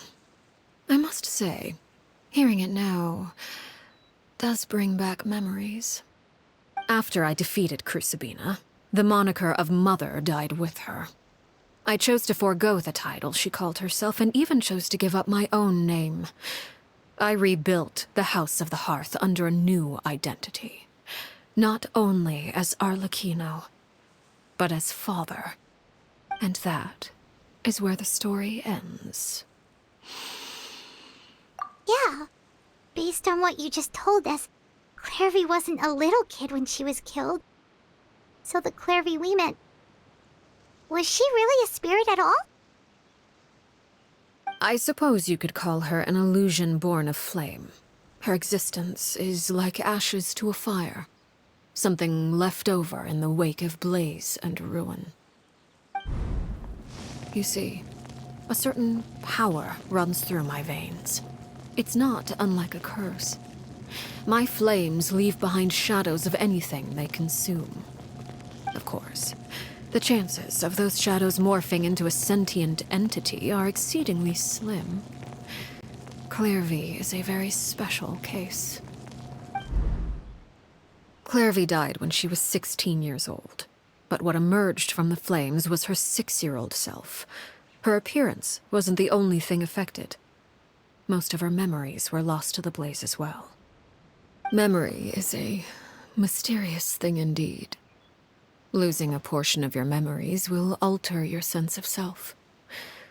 Lose 10 years' worth, however, and it would be like living in the past. Like returning to a version of yourself that never grew up. No wonder Paimon got such a weird feeling when we were talking to her. Perhaps I should put it this way. Clairvy is someone trapped in time. It may seem like she exists with us in the present, but she truly lives in the confines of her own past. So if all of that is true, then you must have known about Clairvy for a long time. Indeed. She's a rather volatile and unstable entity. Sometimes she would look after the children. She's even saved some of their lives. But other times, she would hide from me and become obsessed with revealing the truth about the house to anyone who will listen. Shadows don't have the capacity to learn or grow. Any new information they encounter is quickly forgotten over time. Your attempts to expose Clairvy to sunlight. They failed, yes? The reason is actually quite simple. In Clairvy's mind, the house is impossible to escape, and it is this very perception that traps her there. But no matter. All I have to do is kill her again, and all will be resolved. I don't anticipate so much as a single speck of ash will be left behind this time. Wait!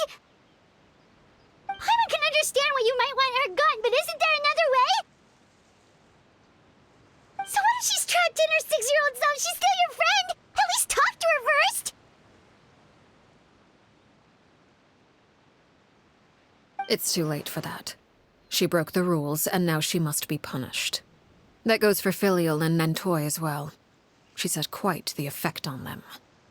I hope you understand. The difference between Crucibina and myself lies in our formulation of the rules, not our policy for enforcing them.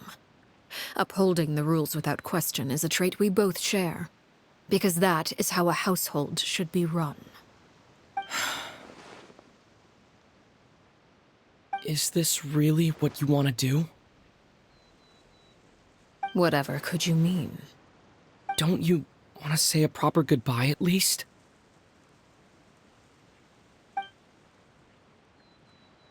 Whether as a killer or as a father, there are two things that must be avoided at all costs: anger and sorrow.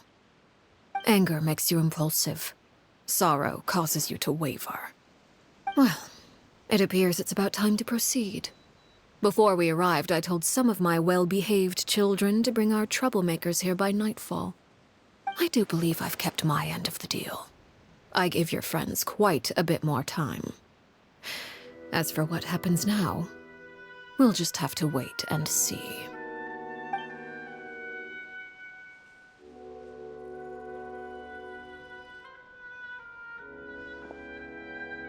Here they are, Father. You gonna execute him? Seeing something like that would actually be a first for me. Lyney! I'm sorry. I heard about how you helped buy us more time. But I still failed. I couldn't find a way to fulfill her wish. Huh?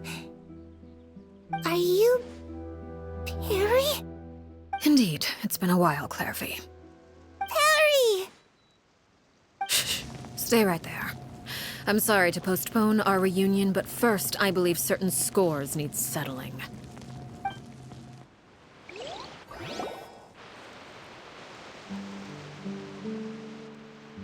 Father, let me explain. Out of my way. Father! You chose to conceal a threat to the house. And for that, you must be punished. Overall, however, I suppose your wrongdoing is hardly the most egregious of the bunch, so I'll deal with your punishments later. As for right now, the more pressing concerns are the traitors among us. By traitors? Do you mean us? Father, let me explain. We didn't mean to... Fultz, why don't you share what you heard? Yes, Father. Secret Midnight Meeting number 3. Participants, Filial, Nantoi, Sato, Toddy. Nantoi clearly said, if only Father wasn't the one who took us in. Sato added, I'm sick of this life. I just want to live as a normal person. Filial was the worst of them all. She called us crazies and said a bunch of mean things about Father. I did not! You're lying! Fultz is trying to frame us! It's not like I'm the only one who heard those things. After that, you and Toddy and a bunch of other people started talking about Clairvy. You were using all those things Clairvy brought up as an excuse to question Father. We're birds locked in a cage. The only way out is to destroy it. That's what you said, wasn't it? You little... You just want me gone, don't you? What did I ever do to you, huh? And you, Sheplo, have you forgotten who stood by your sickbed, watched over you, and changed your dressings? Come on, let's hear it then. What's your reason for all this?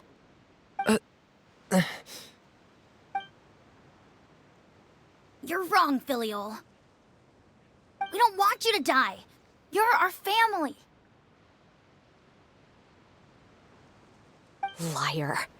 You wouldn't be doing this if that were the case. So why? Why have you backed us into a corner? We all live in the House of the Hearth. You know the type of work we do, Filial. A single betrayal can cost dozens of us our lives.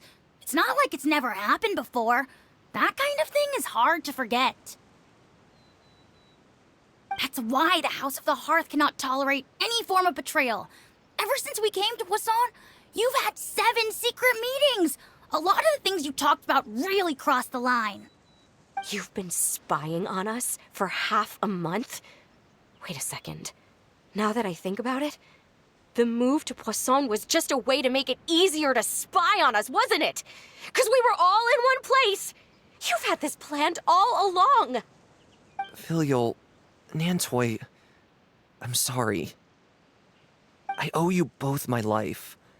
I owe Clairvy too. If it weren't for all your help after I got poisoned, I wouldn't be standing here today. If this were any other situation, I would do anything to repay that kindness, even if it cost me my life. But rules are rules. I'm sorry. My hands are tied. Why? Why? That's enough, Filial. We made a mistake, and we should own up to it. We broke the rules, plain and simple. And now we have to face the consequences. I'm sorry, Sheplo. Fultz. I'm sorry, Father. We accept our punishment. Chapleau, according to the rules of the House of the Hearth. All those who betray the house pay with their lives. And so it shall be.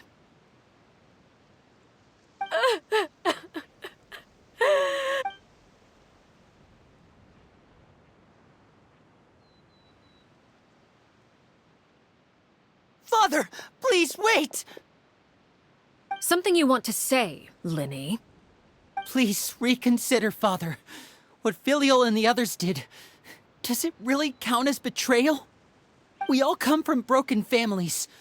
From the very first day we joined the House of the Hearth, we wanted nothing more than to make it a real home. But the truth is, none of us know what a real home should look like. I'm not saying I have all the answers. All I know is this. Killing Filial and the others may uphold the rules, but doing so will only bring us further away from being a real family than we've ever been. So please, Father, please reconsider. I agree with Lyney. Father, please. Lyney, you...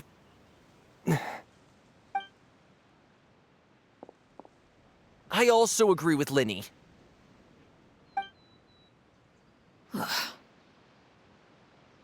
An order once given cannot be rescinded. However, given the extent of your determination, I suppose we shall have to go about this a different way. Draw your weapons and face me. Our weapons? Father, are you referring to a duel? Precisely. The rules of the house will not be altered. Traitors must be punished. However, resolving disputes with a duel is also one of our rules, one that also applies to me.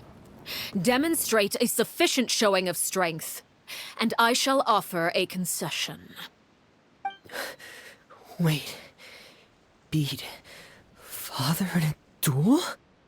Impossible. Father is way too strong, even for Lyney.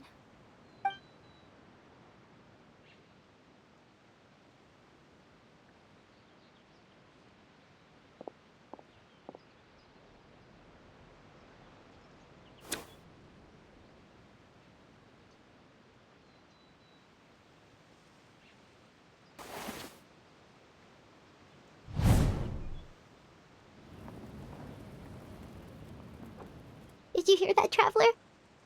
Lyney and the others have to duel the knave. What should we do? Can they really win something like that? If they lose, those people from the house are really gonna be executed. Hey, are you listening?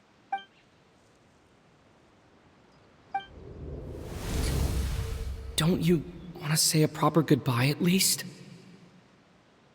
Anger makes you impulsive. Sorrow causes you to waver.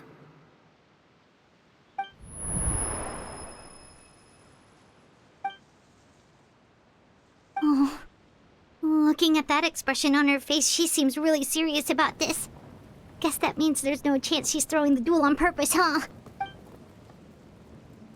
When guests are around, families are often on their best behavior. When the time comes, make the choice that you deem most appropriate in the situation, and lend your help to the House of the Hearth. What's wrong, Traveler? Hey, where are you going? Traveler? You're asking to join the duel against the knave? I'll allow it. We do have a ready-made dueling ring at our disposal, after all. All I would advise is this. Keep a firm grasp on your weapon, and give it your all. Any less, and you may just lose your life.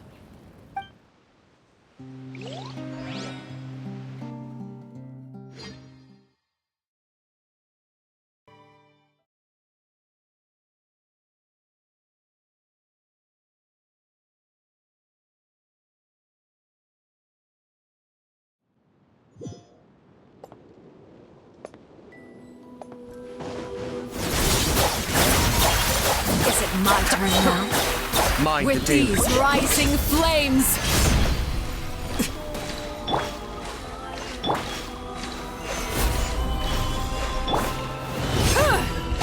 Now's our chance! Is it my turn now?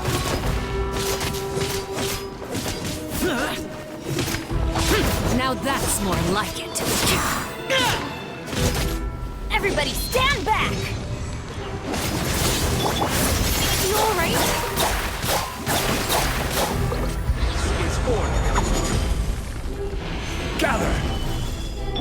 fall of darkness, destruction shall rise. Lament! Have a taste of purgatory. Look out! With these rising flames, spare your energy. Running is of little use.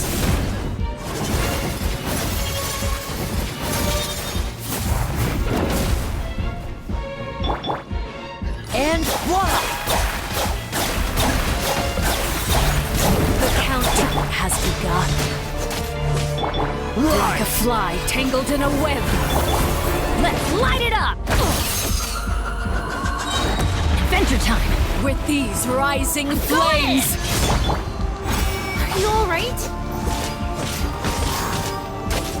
Is it my turn now? The depths beckon. Closer now.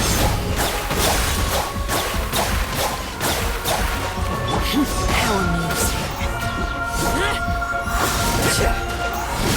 I really have to draw my blade.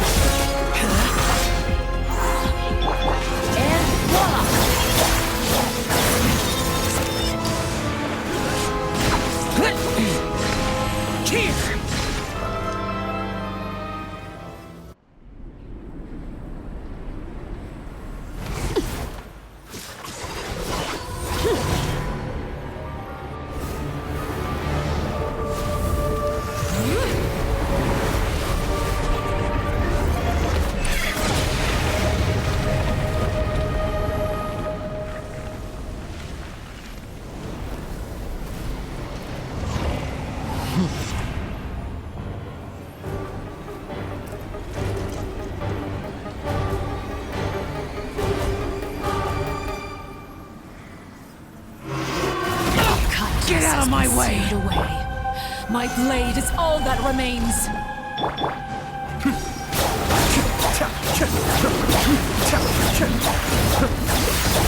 Watch out for Father's movements! Look out!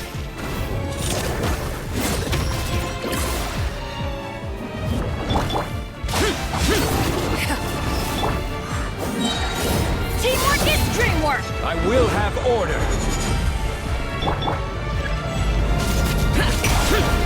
Now's our chance!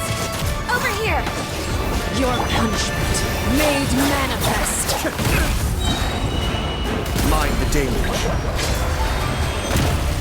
I'm feeling a little washed out.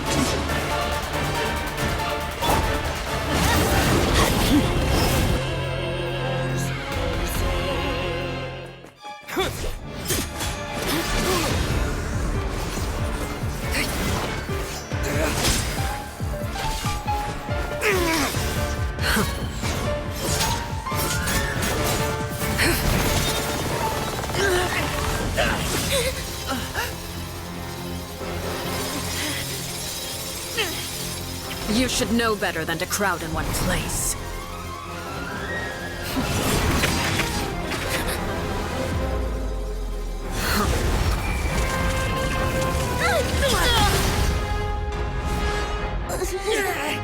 Oh, I know.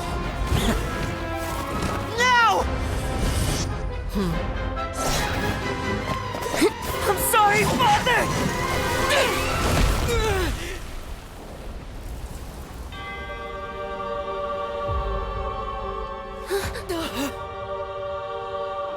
Sorry for what? This pitiful excuse for an attack.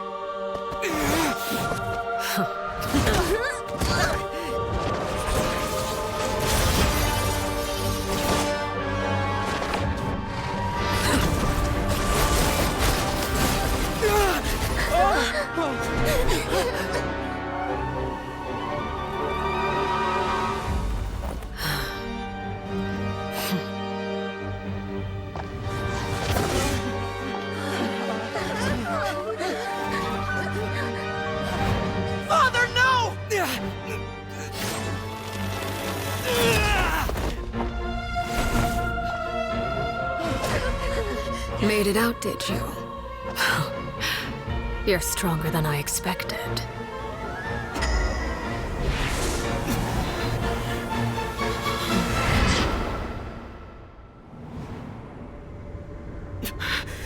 A crimson moon? I can't move.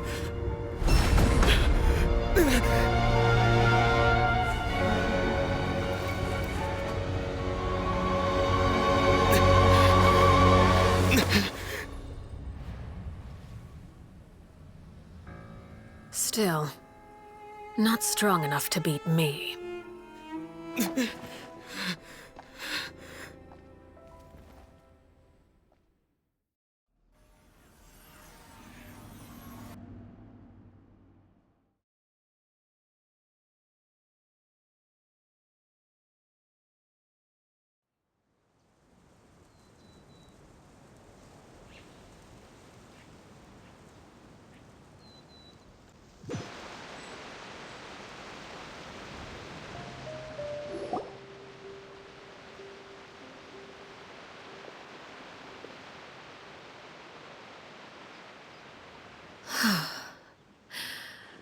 I believe we can end things here. It's not often that we get to enjoy the company of guests, after all. We wouldn't want things to get too out of hand. Brother, are you alright? Lyney! Given that I am the victor of this duel, as agreed, the punishment stands. No! I never thought things would end like this. However, everyone involved in the duel demonstrated a remarkable level of strength and determination. In light of this, I'm prepared to change the method of execution. Elwar, the bottled flames I gave you for safekeeping. Do you still have them? Yes? I wasn't sure what they were for, but I've kept them super safe. I didn't lose a single one. Wonderful. Then, in just a moment, I'll have you administer them. Bottled flames? Indeed. They're the product of a secret experiment. Under certain special circumstances, flames can be extracted from my person and preserved. Once ingested, searing pain will spread across every inch of your body. No harm will come to you physically, but your memories will be burned away. If you can withstand the pain. When you awake, you'll have forgotten everything you know about the House of the Hearth, and will be expelled from the organization. In other words, administering this concoction will kill the version of you that grew up in the house, and give you a new identity.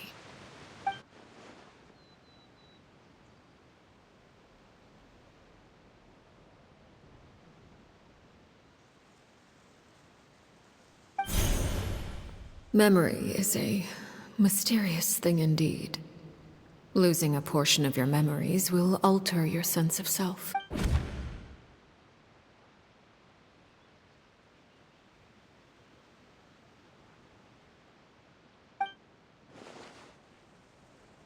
So, you're just letting us go, Father? You misunderstand. Memories are extremely important. Once consumed by flame, the version of you standing before me will die, and our secrets will die with you. So no, I don't intend to just let you go, because the person who survives will be nothing but a stranger. Even so, I'm sorry, Father. I'm sorry I let you down, but I really... Don't cry, Filial. You haven't left the house yet, so there are still rules to be followed, yes? Remember what I taught you. Anger makes you impulsive, sorrow causes you to waver. Don't let yourself be controlled by your emotions. Of course. I'll remember. Dry your tears, and go pursue the life you really want. Yes, Father. Chapleau, Foltz, Elwar, Take them back to Poisson. And bring Lyney and the others as well. I prepared 3 extra vials of bottled flames. As for whether to take them, the choice is yours. Goodbye, children. The next time we meet, I will no longer be your father. Thank you for all you've done for the house. I hope you have bright futures ahead of you.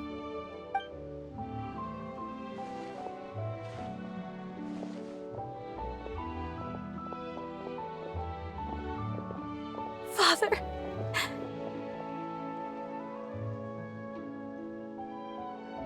Let's go.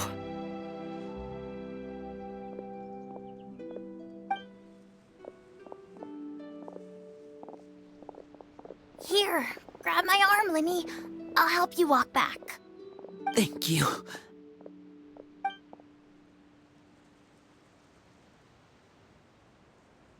Clairvy.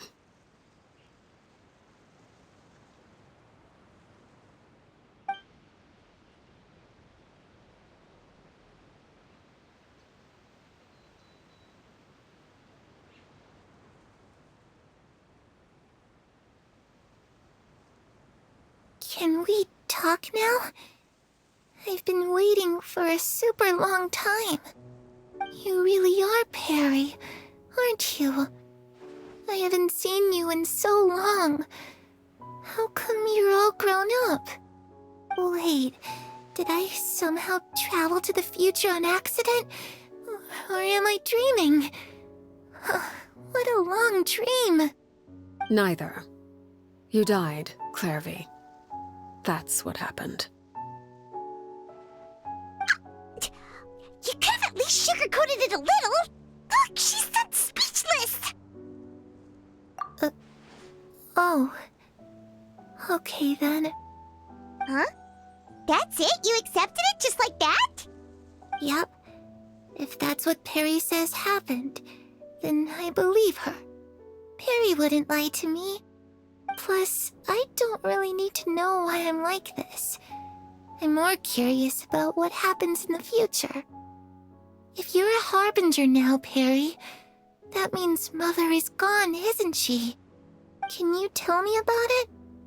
I want to know what happened to her. And to me. You never stopped trying to defy fate. At first, no one believed you. You could only vent your frustrations to the moon.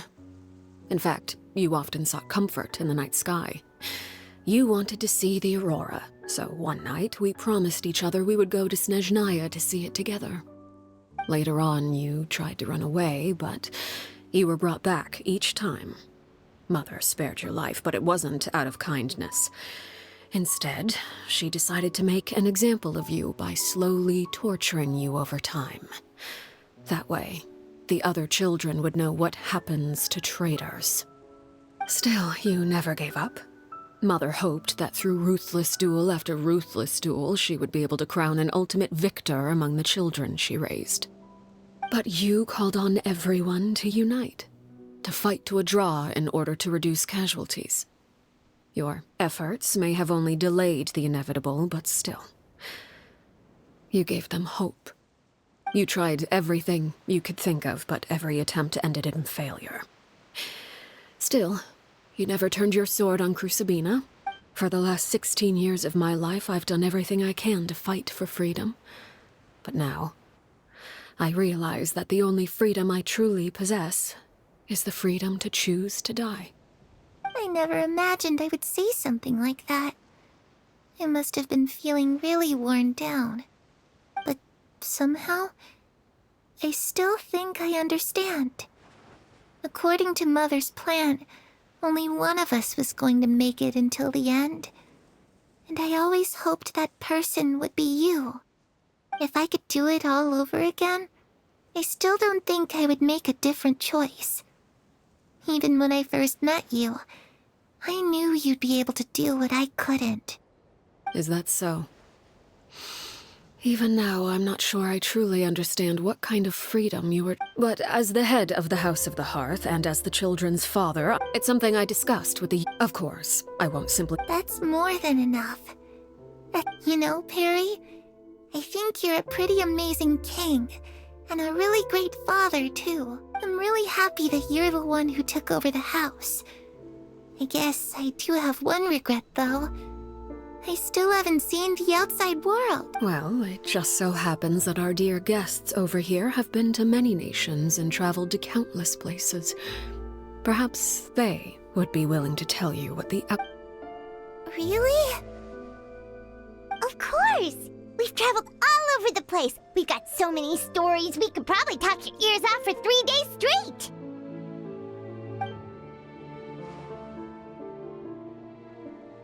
You know, I used to dream of being a bard. Playing the lute while singing into the winds of freedom. Even if there was no one there to listen. Ah, that's where Mora comes from. If I had some Mora, I would buy 3 new dresses. It's just too bad Perry doesn't like wearing dresses. And Mother, well, she probably wouldn't accept something like that either. I guess I'd just have to keep them all for me then. I could wear a different one every day. Those yokai... I once saw a drawing of this one guy with horns on his head and a... Oh, sounds like you're talking about an Oni. Yep. I was always too afraid to skip, but at the academia, I'm just...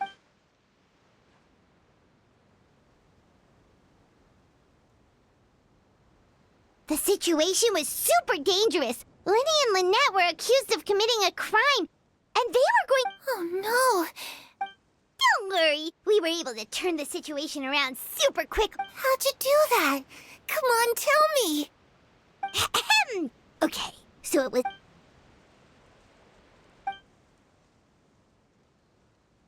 Shadows don't have the capacity to learn or grow. Any new information they encounter is quickly forgotten over time.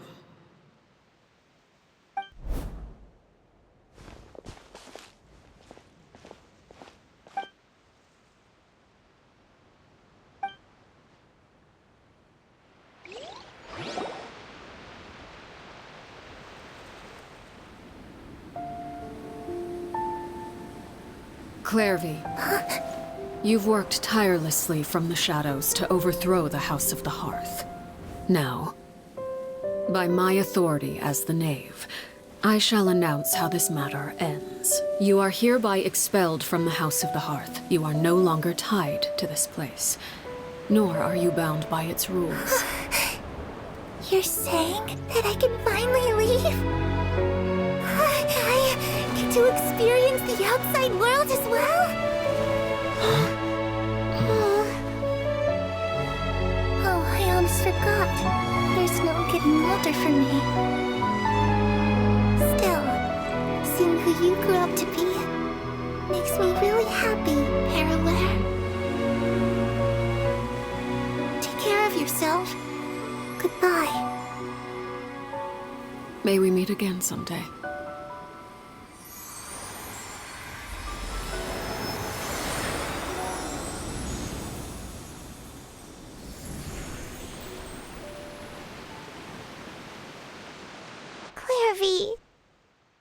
She left so soon. Paimon didn't even get to finish her story.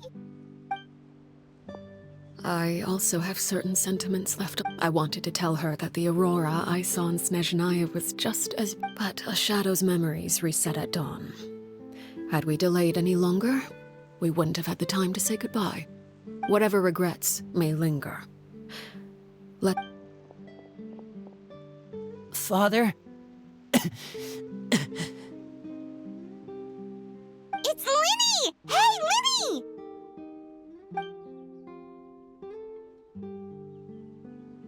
What is he doing back here? Let's...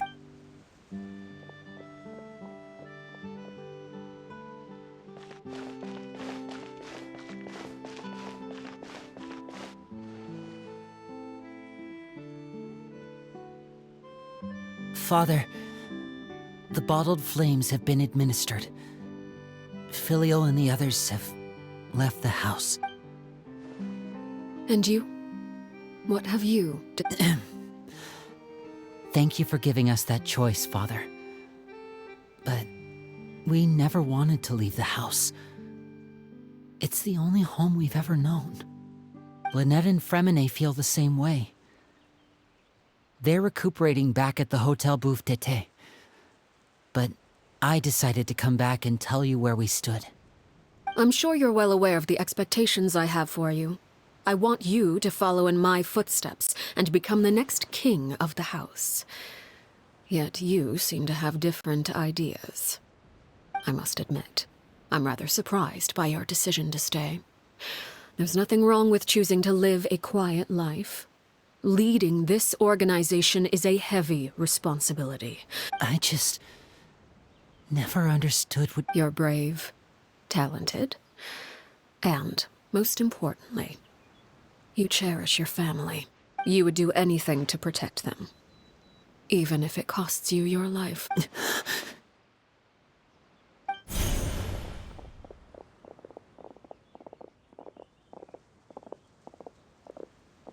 Speaking up back there was so brave of you, Lyney. It's all You're a hero, Lyney. Hero? Father is the real hero. Had Father gone all out during the duel, I'm not deserving of that title. You're wrong. In my opinion, all you need to be deserving of the throne is conviction and the necessary strength to... We may have different ideas of what it means to be a family, but you can hardly be said to lack conviction. Even without that strength, you still chose to face me in a duel, even though the odds were stacked against you. Father. No one knows what the future holds.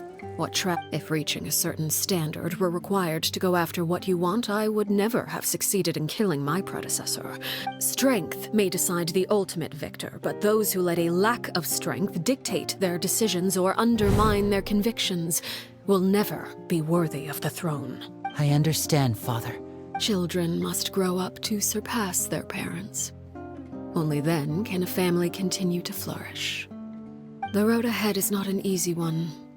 So I'll ask you one last time. You've done so much for me, Father, and that kindness must be repaid. Protecting my family at all costs. That's my conviction. Then you're welcome to stay. As for Project Stuja, you need not be too concerned. Having members who longed for the light was our organization's last weakness.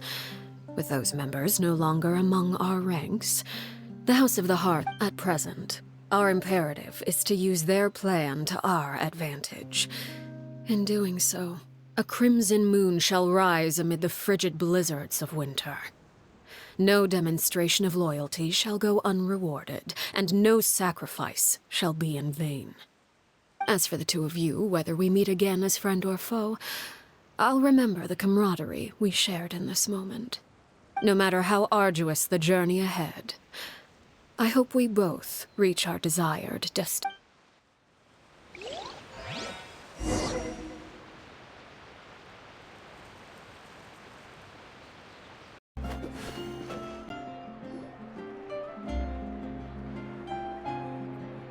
Lynette? Fremine? How are you feeling? Much better. Whew, what a relief! What about you? Are you... I knew you'd come out unscathed. Us, on the other hand, well... We've been bedridden for 2 days. I couldn't even turn over. Oh, and I wanted to ask, is Clairvy... gone? Lyney and the other members have left Poisson and returned to the House of the Hearth. According to him, there haven't been any more sightings of a spirit roaming the house.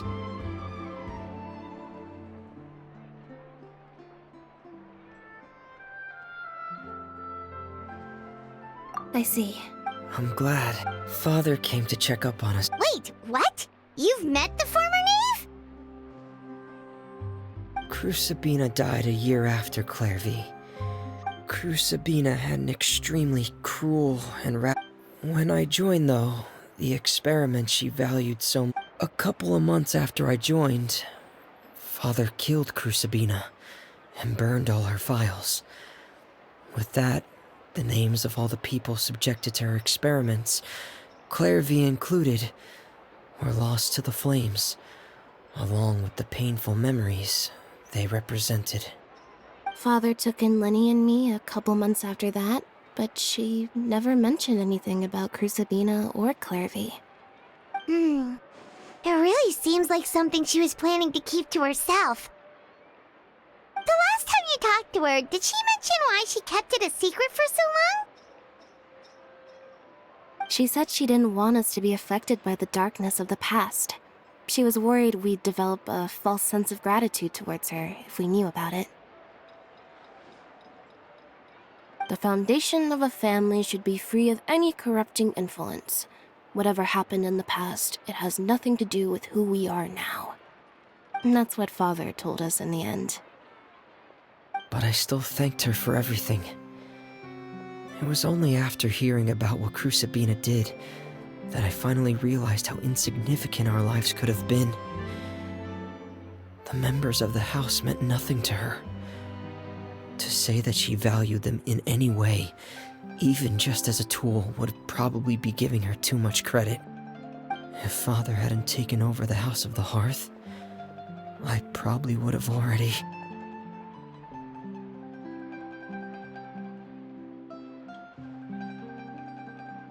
Father rarely brings up the fact that she saved us.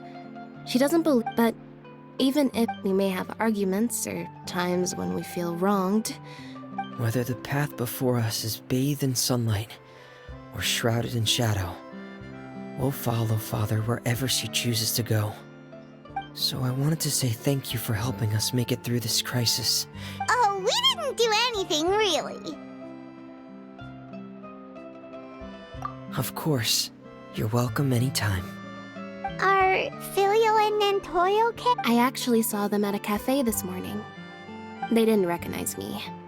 From what I could tell, they were drinking coffee and talking about one of the operas that started running recently. They seemed happy. If I had to take a guess, I would say they finally found the kind of life they always wished for.